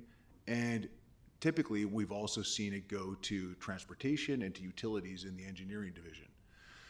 So all of those then comments come back to the planning file manager and are taken by that planning file manager and incorporated into, as Sherry mentioned, that comprehensive letter. So the planning file manager is not using his or her judgment to determine what the engineering and the infrastructure implications are of any file, because the planning file manager is not qualified to do that and wouldn't want to.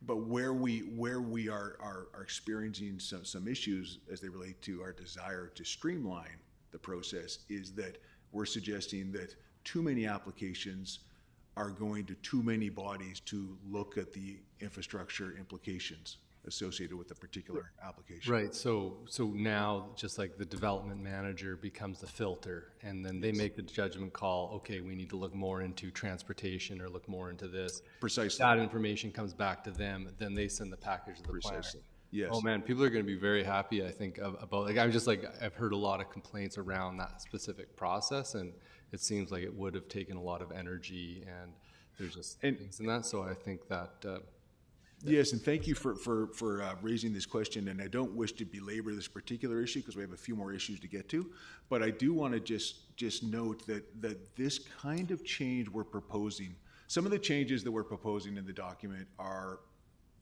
no-brainers, if I can use a colloquial term. Others are a little bit bolder, and this one's going to be a little bit bolder, and when we say bolder, that's a euphemism for more difficult to implement. And more difficult to implement because it really changes how we typically do things, and it challenges people's comfort levels. And that's okay, but we just need to kind of work our way through this to find those good balance points. And there's lots of examples of municipalities that have gone through the exact same discussion. And the protocol agreement that we're suggesting in here and that we've kind of framed out comes from some of those other places. So there's a way to reduce the number of referrals to go, but not deny the professionals we have in our engineering sections the opportunity to exercise their responsibility on planning applications that are going to be more complex, potentially higher risk to the city. and just, a question in terms of capacity and like under the current responsibility of the development manager of development, and sort of like there's engineering development technicians, they're going to be put into that sort of decision-making filtering role a bit more. Is that, I mean, have they been playing that role anyhow, but just sort of with less formality in terms of like the flow of information and decision-making, or are we properly resourced in terms of like skill set and numbers to be able to take on sort of this more formalized processing? Thank you, Mr. Chair. It's an excellent question, and I think that there's two answers to that. One, our understanding is that a little bit of that belt and suspenders is going on right now. So not only are our engineers in the different sections in engineering reviewing, but we've also and making decisions, but we've also got our development engineering making decisions and reviewing. So there's that. The second thing is we will see as we start to implement this and get comfortable with it if we need some more resources in the development engineering. Some of the other changes we're looking at and that we've identified in the bulk of the report, we think will actually streamline other parts, and that if there is more of an onus on a particular department at a particular time, some of the other changes will kind of reduce a bit that onus on that department.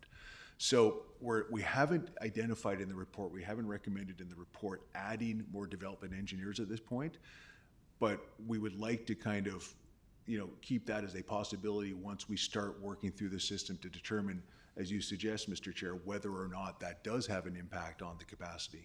Mm-hmm. And just one final question, just in terms of like now, sort of like where the planner is making the decision, okay, I need to refer this to transportation, parks, all these different things, all that information comes back. Like currently, just given the planner skill set in terms of depth of understanding of the engineering requirements in that, is it just sort of like, okay, this comes back, everything's included to avoid increased liability? I mean, it seems like a lot of responsibility that's currently on the planner in terms of the liabilities all on them. It's a very good question, Mr. Chair. I think that it is a little bit of let's get all of the information, let's kind of put it into the comprehensive letter and get it out, and then we're covered. And are we asking the planners to actually exercise more responsibility? Yes, but the responsibility we're asking them to exercise is more on what has development engineering compiled for us in terms of the implications and the requirements from an works and services perspective. That's what we'll take and put in our comprehensive letter.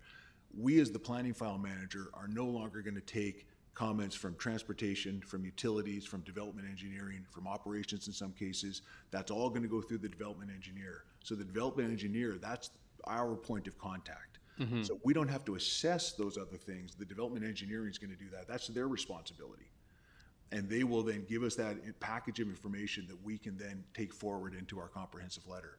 Yeah, no, that's great. I just, if I was a planner, I'm wondering if there's feeling a sense of relief almost. But no, I appreciate these recommendations. Thank you. My pleasure. I'll move fairly quickly through the next ones because I think that they, while important, we can probably move quickly through them and then answer any questions, of course. As council knows, because you already do it, council has the opportunity to delegate approving authority or the authority to give approvals over certain types of development applications. Development permits, for example, certain types of development permits, you already delegate authority to approve those to your chief planner or your director of planning and development. The legislation was changed in the last few years to broaden the scope of applications, approvals that you can delegate to staff, to your director of development or planning and development. We're seeing in other municipalities that there has been a lot of action taken, a lot of effort made to identify cases where we can delegate more. So certain types of development variance permits, temporary use permits and other kinds of permits, heritage alteration permits, for example. There are some things that you can delegate authority to approve to, but you haven't done that yet. And that's not bad because this legislation is just fairly new, but there's an opportunity there to maximize that because every time we are able to delegate it to a desk to give that approval to, when the qualified person in that desk can look at that and say, this application and what they're asking for meets the city's policies, is acceptable to the city.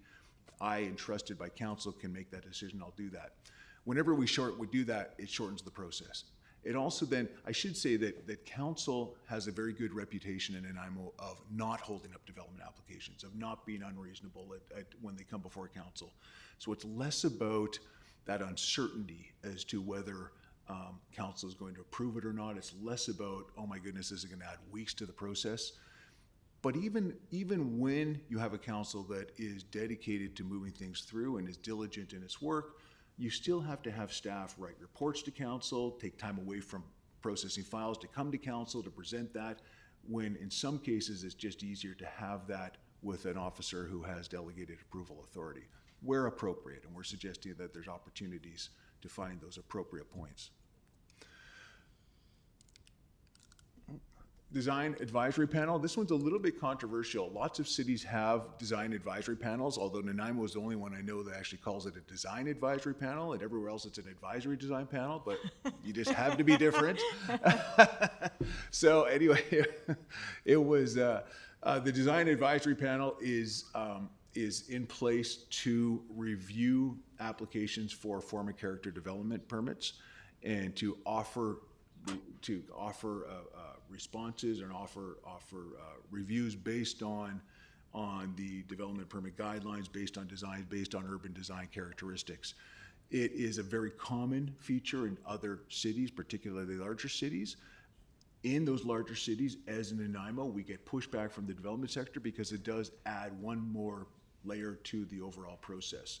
Sometimes we run it concurrently as we do in Nanaimo with other parts of the process, but it still requires the applicant to put together packages, to take time to invest money and so forth.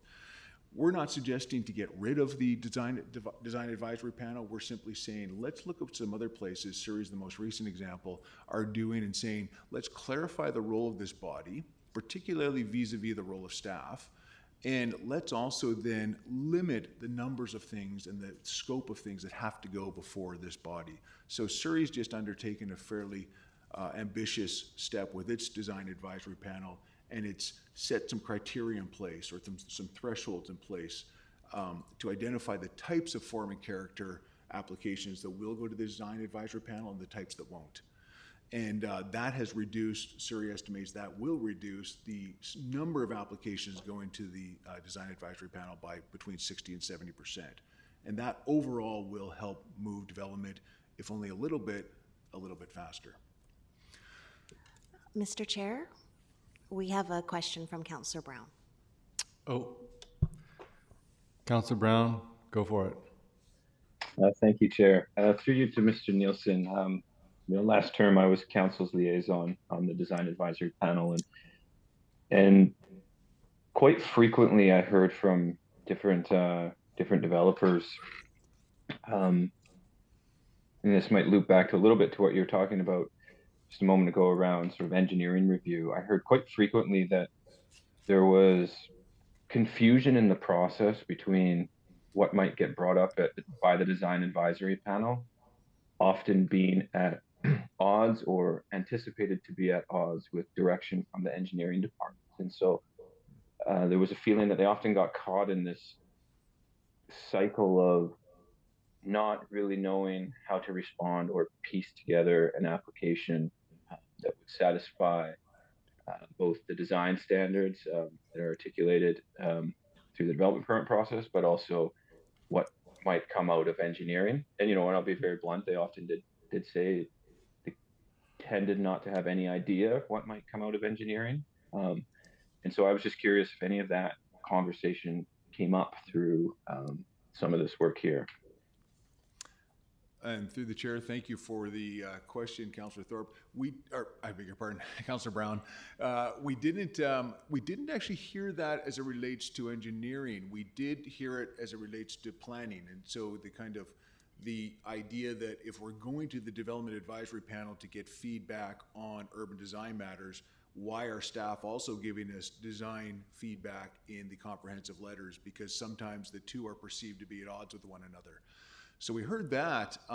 I was just confirming with my colleague Sherry, just as you were speaking, Councillor Brown, just to see if to confirm that we didn't actually hear it from the engineering side. But we can certainly look into that and incorporate that feedback if we find that out into the final version of the report as well.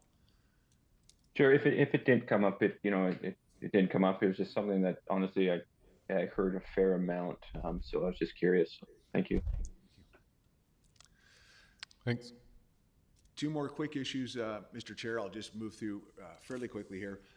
Management of inquiries. Every city, and this has been referred to, I think, in some of our comments already, every city, every planning department will receive a number, and quite a large number, of inquiries from members of the public who may be interested in development or may be interested in learning more about the city's processes, or may have a specific question about a development file that they have before the city at the moment. So we see thousands of inquiries coming into the city every year, and literally thousands. Some of them are in person, some are online, and some of them are by phone. And those numbers we see at the city are not different than we see in other cities the size of Nanaimo. So what we are suggesting is continue, obviously, to respond to the inquiries because it's an important part of the function and it's important for customer service. We're simply saying that in responding to those, adopt a bit of a multifaceted approach, a tiered approach really, where we say that we're going to start with enhancing our self-serve capabilities. So through online tools, through FAQs, through those kinds of things, we're going to, and even eventually some kind of AI like we're using in Kelowna and other cities are looking at, where not to make decisions as it relates to planning, but simply to provide very basic information on what's permitted in a particular zone and so forth. So we will, we're suggesting the first tier in the system to address inquiries would be more of a self-serve capacity. The city's already got some in place right now, and it's working to develop others, and we second those efforts and encourage the city in that vein. We're also then suggesting that a new type of database be developed. There is a database in place, a property-specific database in place right now. In talking with the planners, we understand it's not terribly user-friendly and it's not comprehensive, so we're suggesting have a database building on and built into the new software management platform that we're currently looking at, going to be implementing soon at the city. build it into there so that whenever an inquiry comes in about a particular property, planners can see very quickly whether that inquiry has already been addressed, and if so, what was the response given, and be consistent with those, and even preempt some of those inquiries. The third is then to have what we're calling a special land use inquiry, to say that there are going to be some inquiries that come to the city that the planner or the planning assistant that takes that inquiry will right away think, this is going to take me a significant amount of time. In that case, stop what you're doing. If it's going to be more than 30 minutes, put it into a third track, which is going to be a special land use inquiry, attach a modest fee to that, because even a modest fee will act as a little bit of a soft barrier to keep out inquiries that are not necessarily serious or about a particular property. Put in a small fee then and a process to address that inquiry as a special land use inquiry. So as a way simply just to manage the volume of inquiries that come in to the city. I got a question here, Councillor Perino. Thank you, Chair. A question through you. Mr. Nielsen, when you talk about the management of inquiries, are you talking about everything from me phoning to say, listen, I want to put a suite onto my house or build a garage or something? Are you talking about everything from that level to what is this land being used for? I'm interested in doing a development. Is that the gamut? Through the chair, exactly, Councillor Perino. Okay. And even beyond that gamut too, I've got a development permit application with you. Where the heck is it in the system? Yes. Or how much longer can I anticipate? Those Okay. kinds of things too. Okay, I wasn't sure just if we were talking about everything. Yeah. Because we see a lot of, people coming to us, they didn't get permits, and then suddenly there's the backing up, and Yes. yeah. And I think what we're trying to get at with the idea of managing inquiries better is not to say don't take inquiries, because as I noted, that's an important function for the city to undertake. It's more, when we think about enhancing customer service, let's remember that there's the customers who are at the counter making inquiries, and then there are the customers who have taken the time to put together complete applications to get them into the system and for review. And the more time we take away from reviewing those files to deal That's with right. these, the less customer service these folks get. That's right. Thank you. Finally, Mr. Chair, Development Liaison Group, this idea was raised by a number of the development folks we spoke to over the course of the work. It also builds a little bit on a similar body that we put in place, that the city put in place following the review of the building permit process. And that's the idea, simply to say that when we have development, or when we look at development at the city and the city's role in processing development applications, the city actually wears two hats or plays two roles. One is the role of regulator, and one is the role of facilitator. And we want to regulate, we want to protect the city from risk, we want to ensure that every development that comes forward meets the criteria set out by the community or by council, or the community through council, to add to the value, to enhance the built environment in Nanaimo. That's all great, while also recognizing the property rights of the individuals in the system. The facilitation piece comes in when we think that we're not only regulators to apply the rules, but we also have an obligation to make sure that we are facilitating development applications, particularly good ones that deal with good things such as housing units, the development of a particular part of the city that's priority to council, the different kinds of uses that meet council's priorities. So we want to make sure that we are facilitating those kinds of developments and looking for solutions and understanding the pressures that the development proponents are under as they put those forward. So we've suggested bringing the two groups together, the development community and staff, in the form of a development liaison group, to provide opportunities for each group to get to understand how the development system works at the city, the regulatory system, how development works from a developer perspective, where the pressures are on both bodies, why is it that, or how it can be that a decision made from a regulatory perspective that may be somewhat discretionary will sink the economics of a development proposal. Understanding those kinds of things will be important for the city to really optimize its facilitator role. So we've suggested bringing that group together, and we've outlined that in the document. I will just talk briefly about next steps, Mr. Chair, and then I will stop talking. The first is feedback we will receive from committee, from staff, and from the development community we anticipate. We will examine that, and we will find, we'll determine how to incorporate that into a revised version of the report. We'll bring that final report back to the city and back to committee or to council. And then implementation in that final report will address, and we'll work with staff to address a little bit, or to identify a bit of a path forward on which recommendations may be most important to put in place first. And given not only the scope of recommendations in the report, but also the city's other initiatives that we noted earlier that are ongoing in current planning division, or section, excuse me. I will stop there. Thank you for your time. It's quite a comprehensive review, and just to open up if there's any more questions from council before we start looking at the recommendations. Councillor Eastmere. Thank you, Chair, through you. Just wondering, with the development liaison group, how does that work? Would it be like almost like a committee structure with staff present at it? And how do you deal with like potential conflict of interest with developers who then are bringing applications to the city? Thank you very much for the question. And yes, how does it work? Because we actually want developers who are bringing applications to the city to be part of that group, because really the spirit of that, the idea of that group is not to help the city regulate development or not to interfere in that part of the process, but rather as a forum in which members of the development community and members of city staff can come together to understand each party's role in the development process. When we think about development, the development of property in any city, the city plays a very important role in that, but the development community also plays a very important role.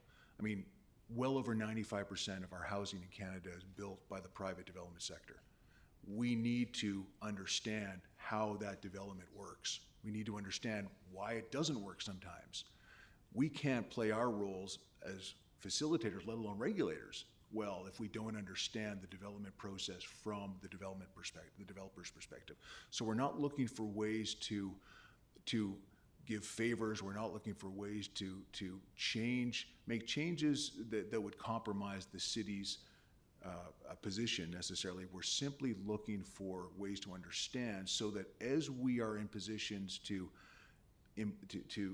assess files against criteria, against regulations that we have in place, we can work with the development community to say, this can't work, but what about this? Let's think about solutions. Rather than just saying no, how do we kind of, and it sounds very trite, and I can't believe I'm going to say this, but how do we get to yes?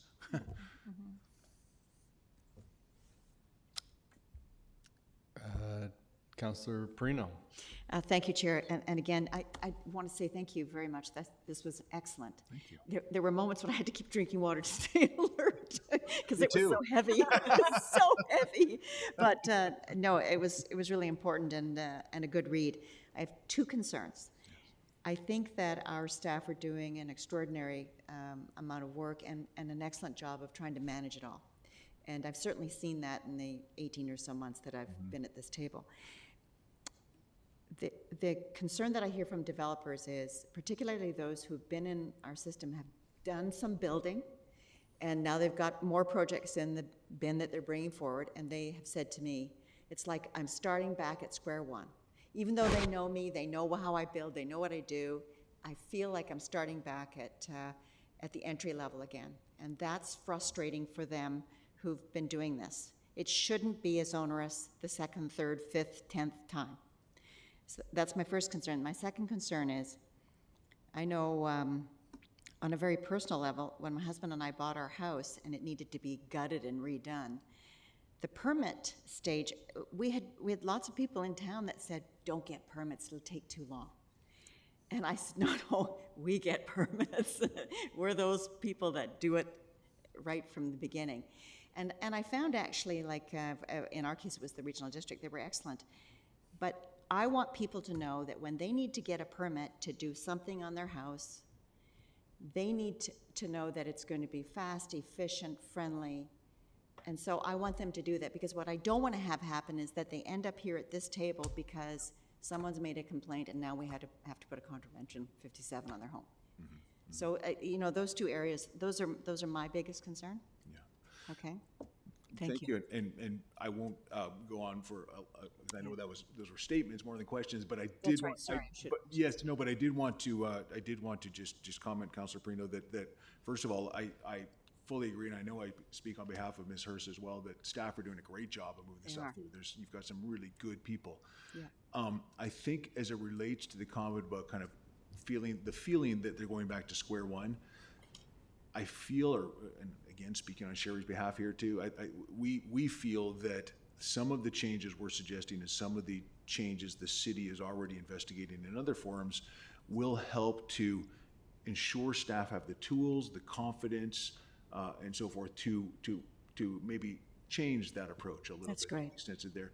I think also even if we look at the planner positions and so forth. So I mentioned earlier that we have a less than optimal turnover in staff, and we don't have a lot of senior people in planning roles.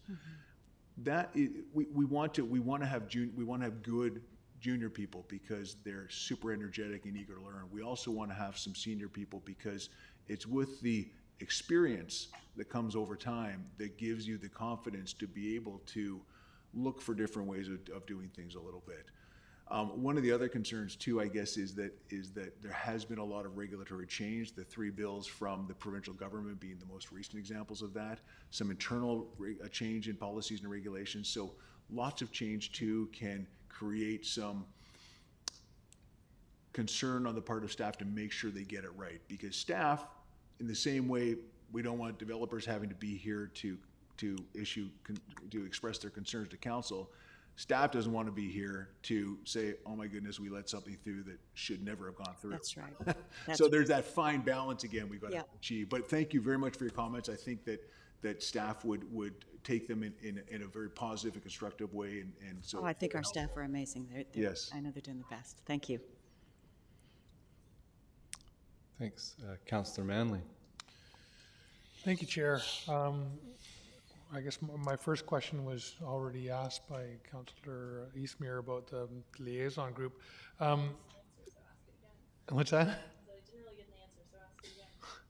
Well, it seems like it's more of an advisory sort of interplay between the planners and the developers, and not something that's going to guide our process or regulations, correct? yes, maybe I can, through the chair, maybe I can give it another shot here. I'll try to kind of be a little clearer this time. If we look at the similar body that has been set up and that still works in the building department, where representatives of the building community, the home builders, but also developers, came together with representatives of the city's building department, or section, I guess it's called, the building section, to hold quarterly meetings to kind of undertake discussions and in some cases even projects together to say, we have this need from a regulatory perspective at the city. We have to give a certain review to applications that you bring forward in order to make a recommendation in the case of planning to council about this application, this request you're making. In buildings case, it's more, we have an obligation to look at these things before we can approve a building permit. Where we often get mixed up is when we say it's not what we're doing necessarily, it's how we're doing it. So is there a better way that we can fulfill our obligation to the city, to the community, to make sure we are undertaking the proper regulatory checks in a way that also allows this development idea, this proposal, to come to fruition? Because this is a good proposal. It's got housing, it's got other things that we want to have in place. But if we follow the same path we've been doing, this is no longer economical. This is no longer financially feasible. Or we're going to have, as Councilor Perino said, people coming here saying, man, are we ever frustrated?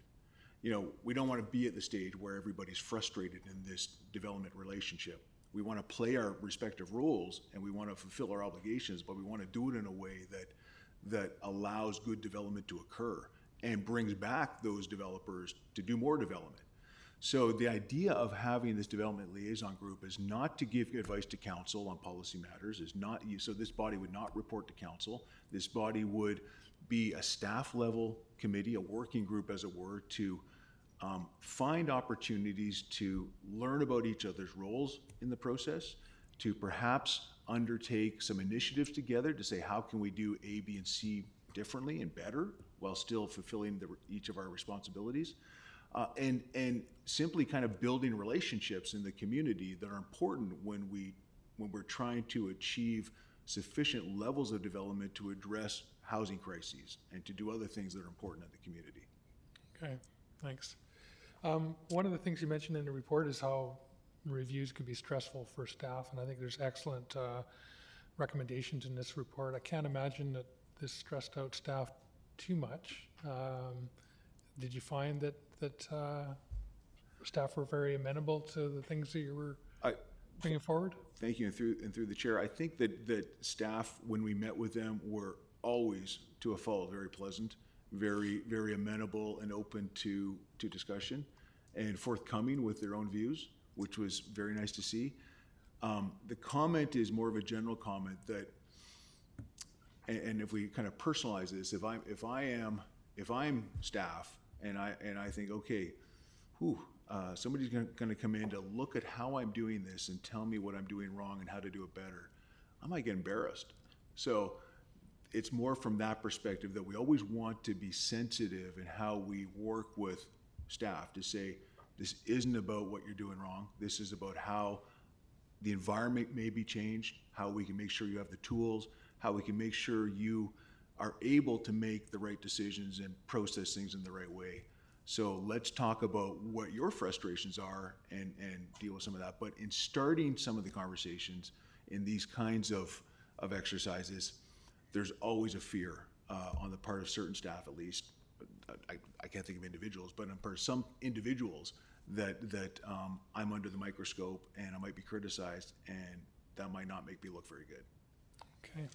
If there's no other questions, I'd move the recommendations. Okay, recommendations on the floor. Any more discussion?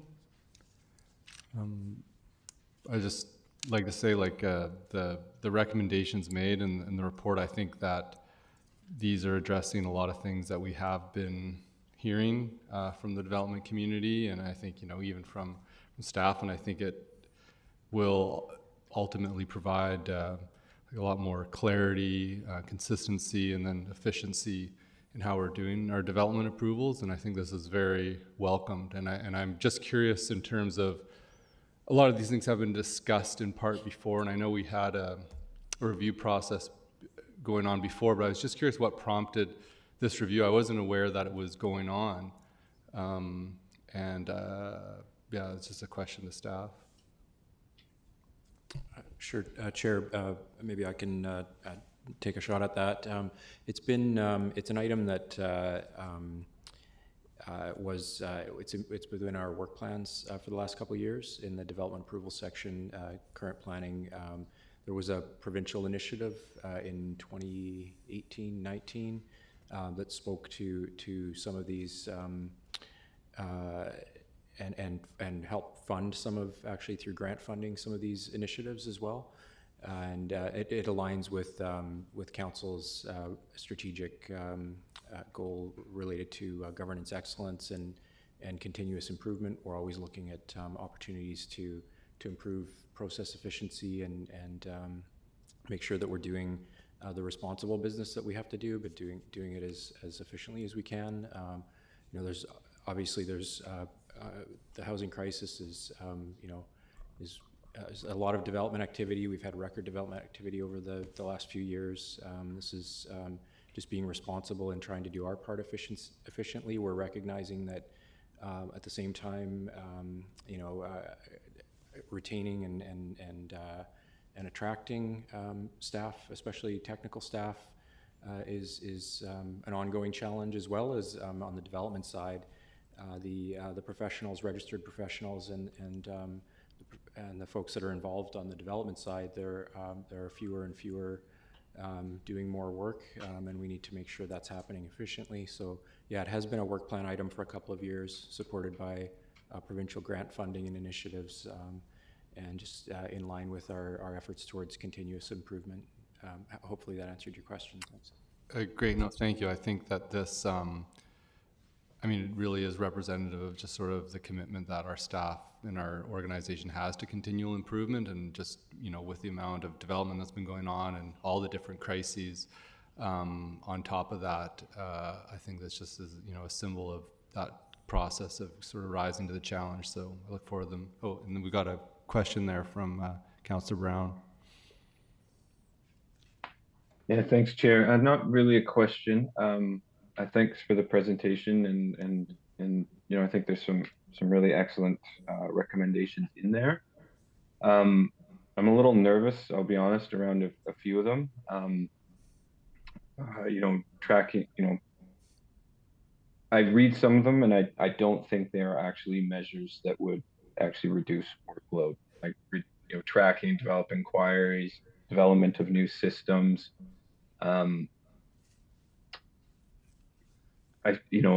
I worry just in general that, you know, process and procedure is really replacing just practical sense and wisdom.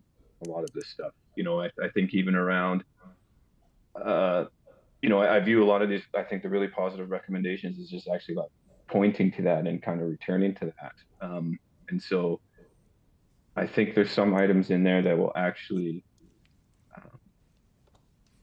add load, unintentionally add load. And I worry that they'll balance out, you know, put us in a situation where any gains made in some of those other really great items are dragged down by more process, more systems. And I just worry about that. So I'll vote in favor to advance them, but I'm not convinced as taken as a complete package that they actually see overall reductions in some of the frustrations that both people internal and external to the system have to do.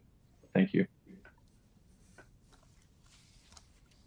Thanks, Mayor Crowe. Thank you very much, Chair, and I'm always deferential to Councillor Brown on these matters because he actually has some expertise in the area and I don't. Having said that, I'd remind everybody what we are voting on, which is that we are to provide feedback on the recommendations, etc. And this is just a recommendation that we are making as the committee to Council. So Councillor Brown will have an opportunity to draft one of those brilliant documents that I see come from him occasionally, and others as well who have a chance to digest what was a pretty fulsome report today, from both of you, and I appreciate that very much. And Council can consider exactly what recommendations we will actually make when it gets back to Council. It is sort of insider baseball, and Mr. Nielsen acknowledged that, and it's important. I think also the final recommendation around the liaison, I understand the concerns, but I think it's really important that we try and remember, as Mr. Nielsen pointed out, 95% of the housing is built by the private sector. And the decision to proceed or not proceed with a private development is contingent on a whole series of things. Where the market is at any given time. Can I make money at this? What's the price of lumber? What are the sales like, et cetera, before you even make that decision to proceed. And then the question of timing, do I get lucky? Do I hit it in a rising market? And so when I put the product on sale, so to speak, I'm actually going to make an extraordinarily ridiculous profit in the minds of most people, which of course, if you have a proper progressive system of taxation, the government gets back anyway, you hope. Or am I going to be stuck in a situation where I'm going bankrupt and lose my investment entirely? It is much more challenging than people think, and I'm coming from, I think, one of the better known lefties in the community. I think I can say this with some confidence, having knocked around a few years. What we do at the city is really important in terms of the attitude and the responses we can give when people proceed and make the decision to develop. We are all living in property that somebody developed at some point, and I think it's always a good thing to keep that in mind, because when the market does overbuild, God bless each and every one of them. It meant folks like the Krogs for the first few years of the 80s got cheap rent that didn't go up because there was a surplus of rental accommodation. We are now in a situation where we have an incredible shortage. People who develop can charge what they want, and if the government's not prepared to subsidize those rents or build housing itself, people are going to continue to suffer for a great deal longer a period of time. So I find the recommendations, I think, both important and valuable, and as I say, we've got time between now and the next meeting of council for everyone to provide more detailed commentary on what is a very complex discussion and a very fulsome report. So again, thank you. Councillor Perino.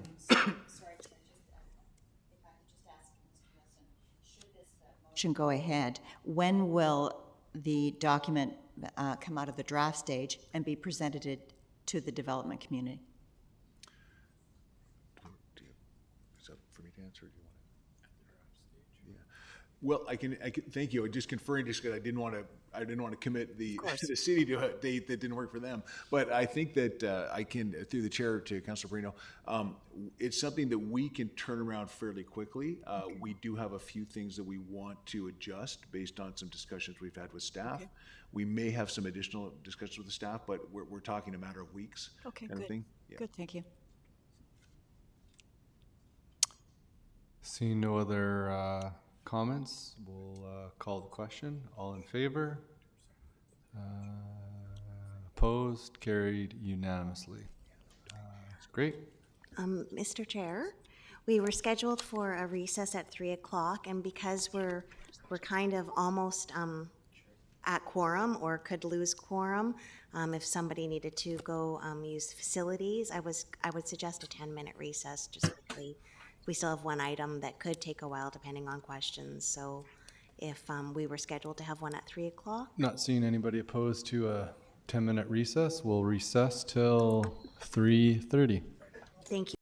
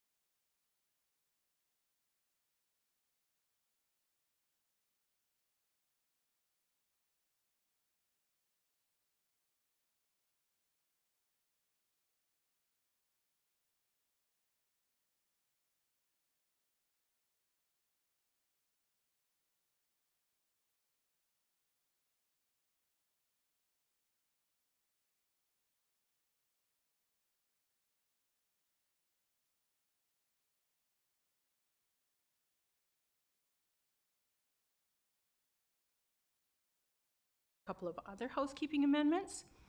And when we went through them individually at the last meeting, there was 12 recommendations that came out of that.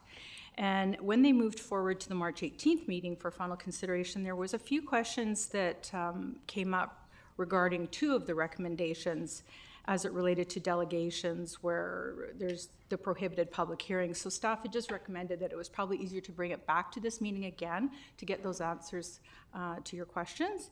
And so to make it easier, I've highlighted the ones that were the subject of the questions in red in my report. And then the remaining 10 recommendations, they didn't generate any questions as far as I know, so I just outlined them exactly as they were back in my report. There is, though, one change I would like to make to recommendation number 12.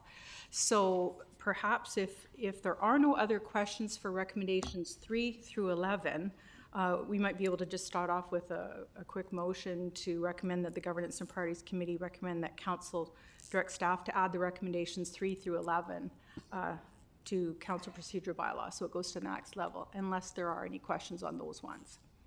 Then we can focus on the first two after that. Great, thank you. Does council have any questions from 3 to 11? Seeing none, Mayor Krogh? Thank you, Chair. I was just going to say I very much appreciate this, and I'm glad it's come back to the committee from council, because I think there clearly was some, because of the complexity of the issue around delegations, there was some misunderstanding, I know, by some members of council who aren't present today around what we were actually voting on. So for what it's worth, I will make the motion recommended by Ms. Robertson now, and then we can deal with the other two matters separately, if that's... Seconded by Councillor Eastmere. I see Councillor Brown. Did you speak to it anymore, Mayor? Okay, Councillor Brown, you got a question? I do have a question. Thank you, Chair. And oddly enough, I think I voted against sending this back to committees, but a new question regarding question period sort of emerged for me at that meeting, but after we had voted on this. And one thing I wonder there around question period is it appears that there, I think maybe an unintended consequence that if a delegation appears on our agenda not related to an agenda item, it then opens up that question period can then be populated with questions relating to the content of that delegation. And so I'm just wondering if maybe that short circuits the intention a little bit of our procedure bylaw and creates a scenario where, not that I don't have any problem answering questions, but not necessarily prepared to answer them or haven't contemplated them like a regular agenda item. And so I'm just wondering if staff comment on that or anybody else that pop up on their radar is maybe something that we need to tighten up a little bit in the procedure bylaw. Thank you, Councillor Brown, and Ms. Scurry has a response. Thank you, Chair. Through you to Councillor Brown, yes, that is an item that may be worth looking at, and maybe a motion from the committee today to clarify that going forward with amendments to the procedure bylaw could be necessary. In our procedure bylaw right now, under 23.1 of the procedure bylaw, it says questions will be addressed through the mayor and council members, and mayor and council members will respond within a 5-minute time limit. It says the public will limit its questions strictly to matters considered by council at that particular council meeting. So matters considered by council could be clarified further, I think, in this procedure bylaw, that it is matters that are on your agenda, regular matters of business on your agenda, and not those unrelated to council meeting topics. So I think some clarification around that could be provided in our procedure bylaw and brought back to you for consideration. Okay, thank you. So if it's okay with you, the chair, and the rest of council, I can wait till we've sort of dealt with it, but I do think maybe getting some clarification on that would be prudent. Thank you, Chair. And so, Chair, through you, after the current motion is done and we go through the others, perhaps a motion from this committee to provide some clarification around question period and questions relating to items that are business matters of council, like kind of cleaning up that language a bit, maybe in order. Great. If council feels like more clarity is needed in a review of that particular aspect, then we'll expect a motion from this table to direct staff to do that. Any more questions with the motion on the floor? Seeing none, all in favor? Opposed? Motion carried. Okay, so the ones that were the subject of the questions relate to section 19.4D. And this first option was the substance of the March 11th report as it related to delegations associated with new public hearing rules. And if the committee selected this option, it would give the public the opportunity to be a delegation at any time up to a public hearing when it's allowed, or up to third reading when a public hearing is prohibited. And so this option would be sort of in line with how council currently accepts delegations for development applications, with just an additional restriction on delegations after third reading for zoning bylaw amendments where a public hearing is held or prohibited, because after third reading, the applicant is working to complete the conditions of the rezoning as per council's direction. This was the topic of the legal seminars, as concern was expressed that in the absence of a public hearing, there is the potential for members of the public to simply request to be a delegation when the bylaw is introduced, which could be considered in and of itself a de facto public hearing. But having said that, this is an entirely new statutory regime that is still evolving, and currently the new legislation only states that council cannot hold a public hearing in certain instances. It's silent on delegations generally. So council, if they wanted to choose this option, may wish to wait and see how these provisions get administered by the municipalities to see how they get tested in courts in the future. The second option, which is the one that the committee selected last time, addresses many of the concerns that were raised at the legal seminars, and it would eliminate the potential for holding those de facto public hearings. But as I just noted, the legislation only speaks to not holding public hearings, and so it would be preemptive in nature. It's good to know that under both options, members of the public would still be allowed to contact council or staff informally through the application process, and written comments would also be permitted in cases where council cannot hold a public hearing. So staff is just seeing if there's any questions about that or needs further clarity, and whether or not you're wanting to reaffirm the position that you had last time, which is selecting option 2, or in fact, if you would like to change and move forward with option 1 and do a wait and see approach. And Chair, I would just like to add a little bit further clarification to that. Ms. Robertson said it, but just to be really clear, it's because if council makes this decision to prohibit those delegations where public hearings are prohibited, that is your decision then. It's not the province's decision. The province legislation is to prohibit public hearings in certain circumstances, not the delegations. So just so you're very clear that you would be the one making the delegation decision and not the province. So just I wanted to be very clear on that. Thank you. Councillor Eastmere.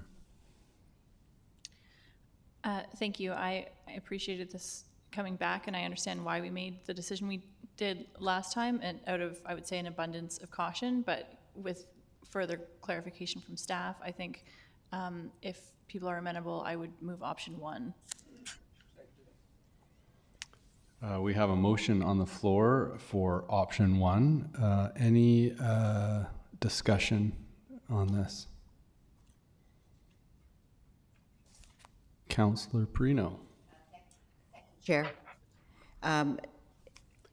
So simply, it's only after the third reading where we are refusing it, right? Yeah. As we did before with public hearings, to stop the discussion, to allow the development to go further at its own. It's just, we're not really changing much from what we had before. We're just accepting it up until the third reading and then stopping it there. Yeah, this one would would be sending the message to the developer that after third reading, it's done. It's time done. to meet the conditions outlined in the rezoning application. Okay, good. So for the public's sake, please, if they have an issue, come before that stage. Gotcha. Right. Gotcha. Thank you. Councillor Brown. Yeah, thank you, Chair. I'm getting a little bit confused. So if a public hearing is prohibited,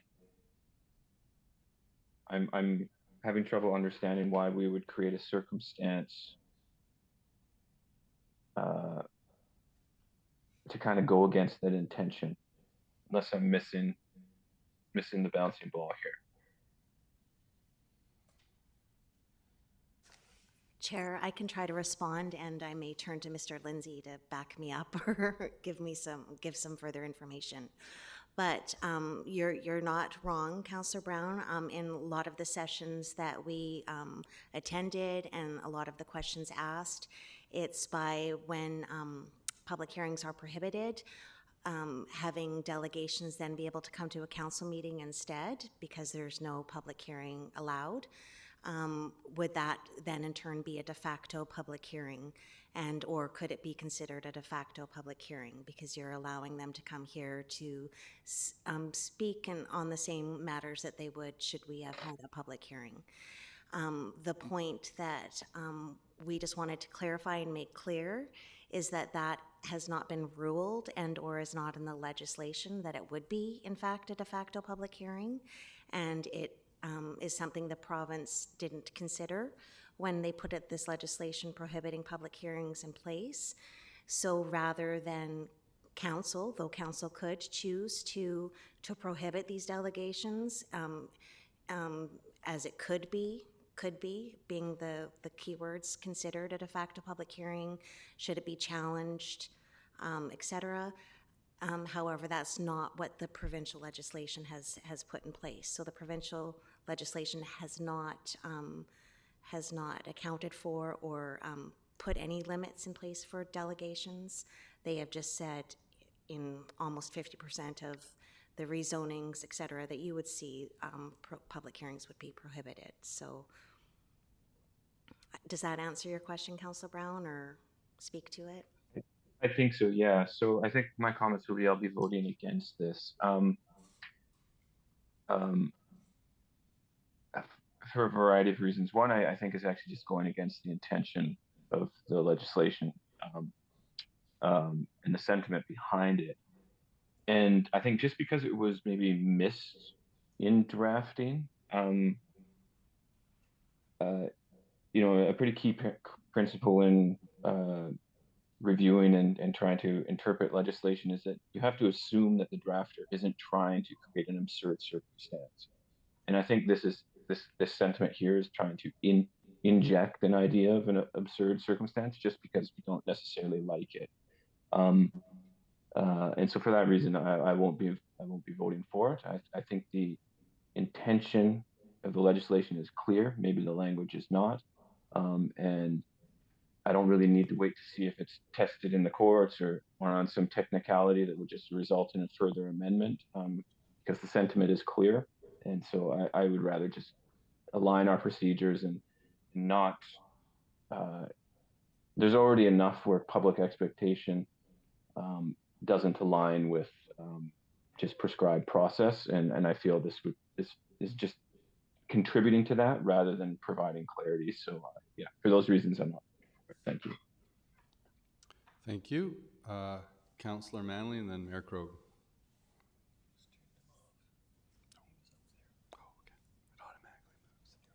All right. Thank you, Chair. Yeah, so the option before us is kind of status quo. People would be able to come and comment on something that we wouldn't be allowed to have a public hearing for. And option two is actually following what the legislation is kind of requiring, that they don't want public comment on zoning applications. Is that correct?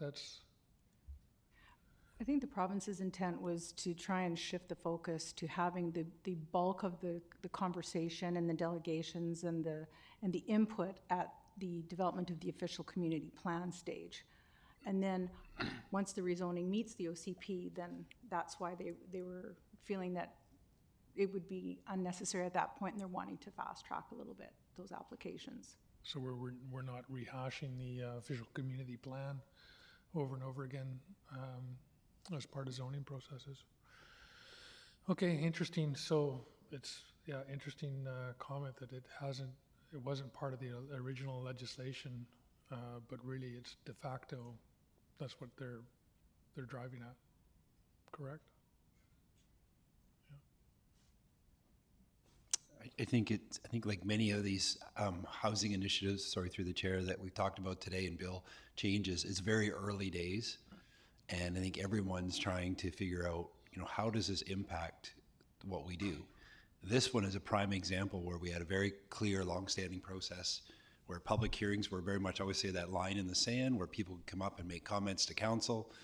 Now that that line in the sand's gone away and some applications, there's no longer the ability of public hearing, there's all these questions. So I think back to what Councillor Brown was asking or mentioning, I think both of these options are valid.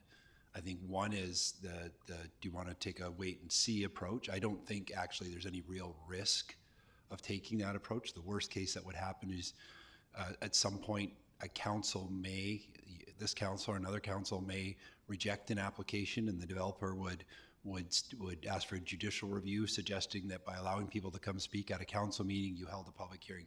At this point, there's no case law on that. Or as Ms. Robertson correctly pointed out, lawyers around the province are looking at this legislation and saying, like, where could it be challenged? That's an area of potential weakness. But at this point, it's early days. No one knows that for sure. So if you do that, you're actually, if you go ahead and restrict, which is completely an option, you're maybe ahead of the case law, and you may be correct, but we're outside of the legislation.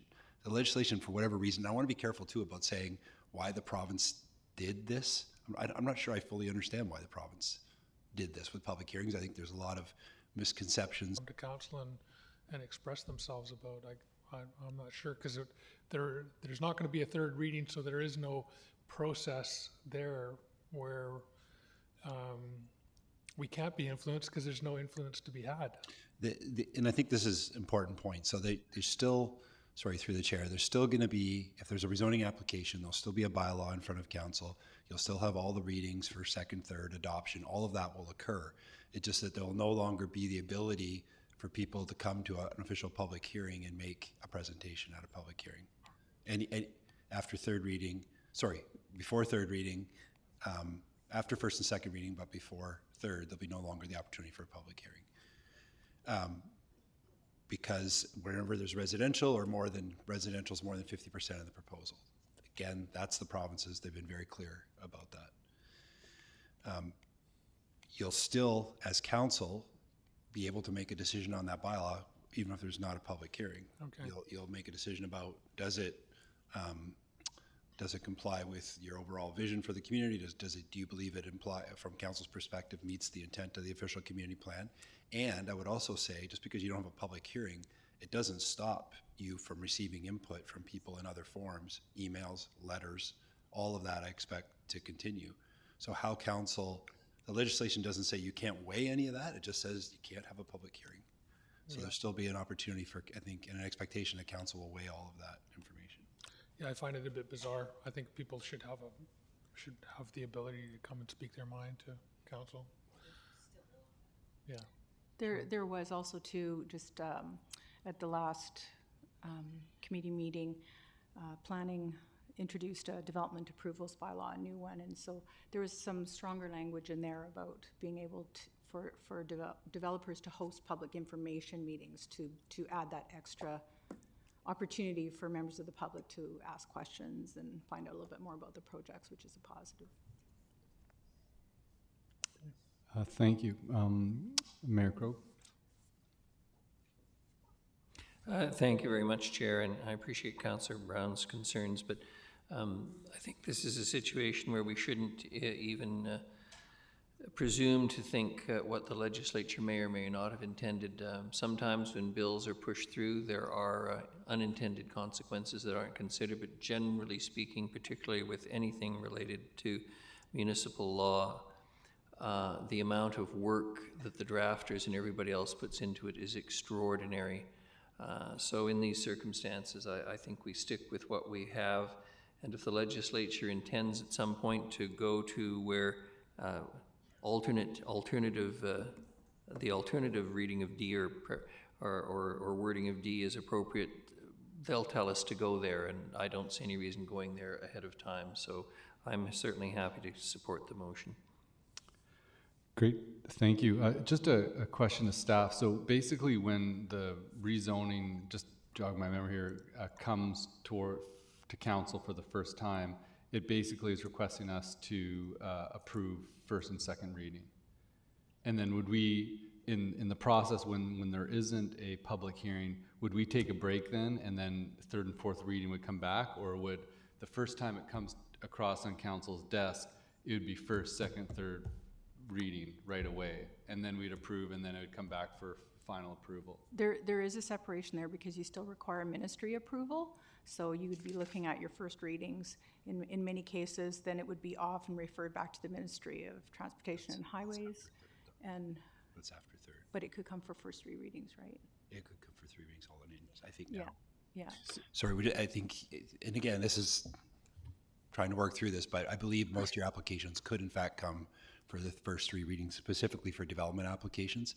It's after third reading that we would ask the developer to, finalize any contracts, any covenants, and get the approval of Ministry of Highways. So it may be that you would have one night where you're having the first 3 readings of all those bylaws. So And that'd be the first time council would be seeing that development approval or rezoning request, okay? That's correct. Oh, yeah, I feel like that's, it is only coming to council once. It's the one opportunity that folks do have to speak to something. I think with waiving the public hearing request, there's a much lower now advertisement about the opportunity to come speak. There's not going to be signs up and around, and so I think until it's an issue, we don't need to do anything about it. So I don't support. I support the option 1. Thank you. And I see Councillor Brown's got his hand up.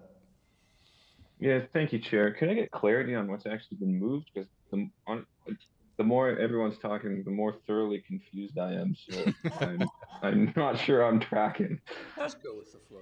So the motion that's on the floor, it would be option 1 for 19.4D, which would say to refuse to place a delegation on the agenda if the matter relates to a bylaw in respect of which a public or statutory hearing has already been held or where third reading has been given.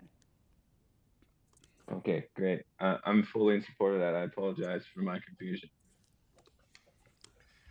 Okie dokie. I think we've called the question. All in favor?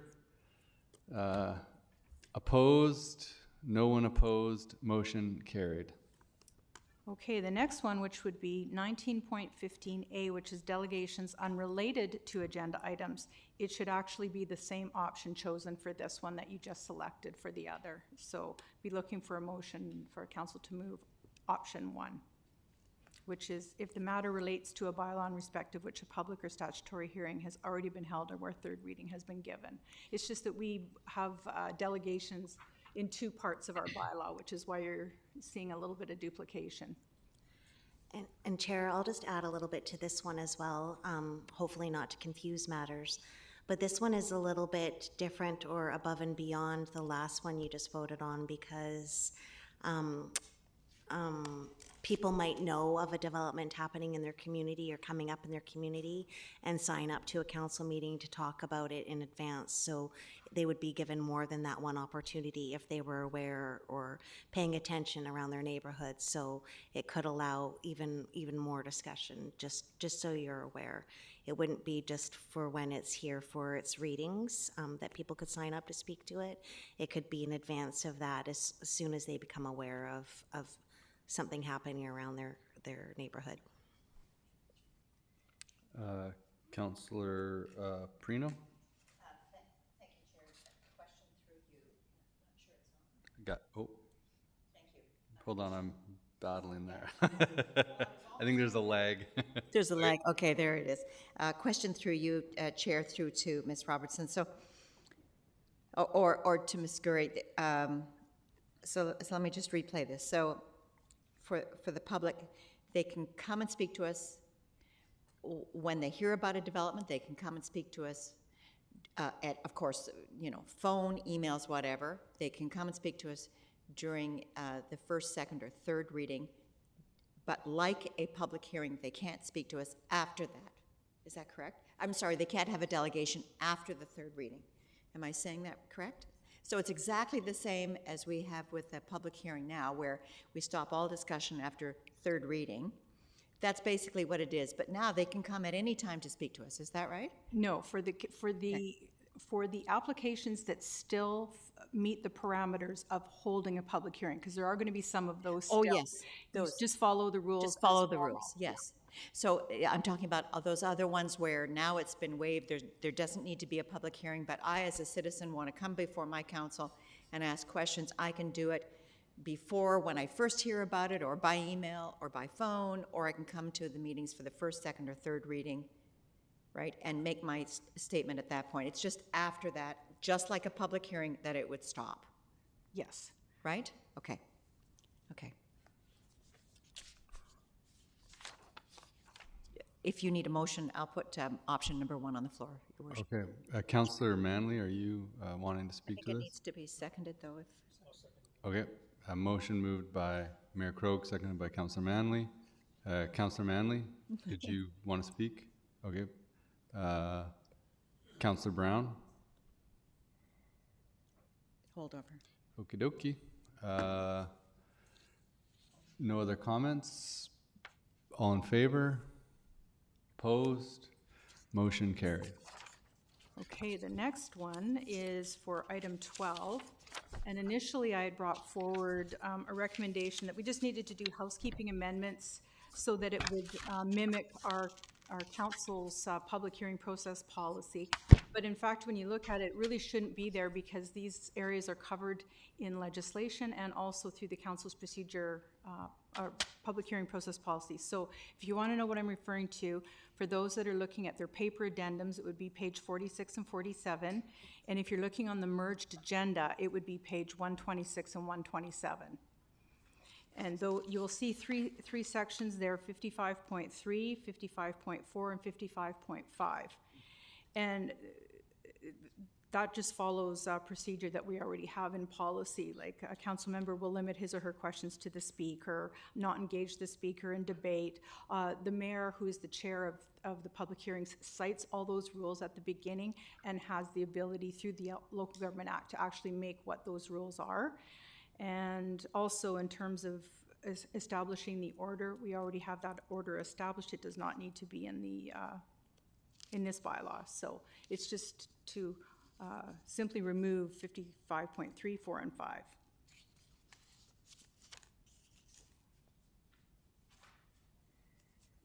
Any questions? Was there a recommendation? Sorry, Yeah, the recommendation would be that the Governance Priorities Committee recommend that council directs staff to Make the necessary housekeeping amendments to section 55.5 of council's procedure bylaws outlined in attachment 1 to the 2024 March 11th staff report by the Deputy Corporate Officer. it wouldn't be the March 11th report because that's the old one. So just to remove sections 55.3, 4, and 5 from council's procedure bylaw. That was moved Full by stop. Mayor Krog, second by Councillor Perino. All in favor? Opposed? Motion carried. And the very last one might be if Councillor Brown wanted to put a motion forward regarding the question period to provide direction to staff. I do, but I don't have anything prepared.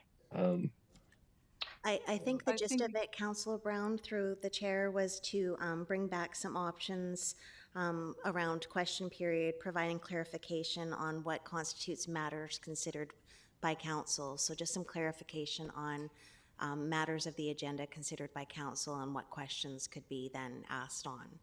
I think, is that what you're looking for? Some clarification on what questions?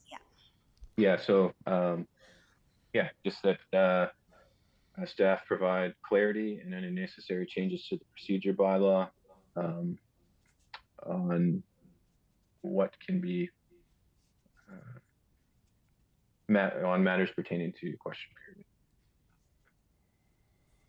Moved by Councillor Brown, seconded by Mayor Krog. Any questions? Discussion? I'd just say simply, Chair, I think there is a level of clarity there, but it might be a little ambiguous. And I think we have a recent circumstance where the delegation, I think, triggered not that it's necessarily a bad thing, but if it became a common thing, it would be kind of problematic that question period could become something other than its intent. Okay.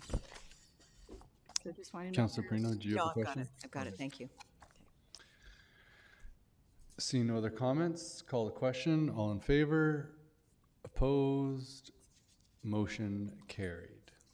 Okay, so just in terms of next steps, these recommendations will move forward to the April 8th council meeting for consent, and then if they're approved there, I think it's April 22nd would be when the bylaw would come forward with those changes incorporated for consideration of first readings. Good. Excellent. Thank you very much. And that brings us to question period. And there are no questions. Motion to adjourn.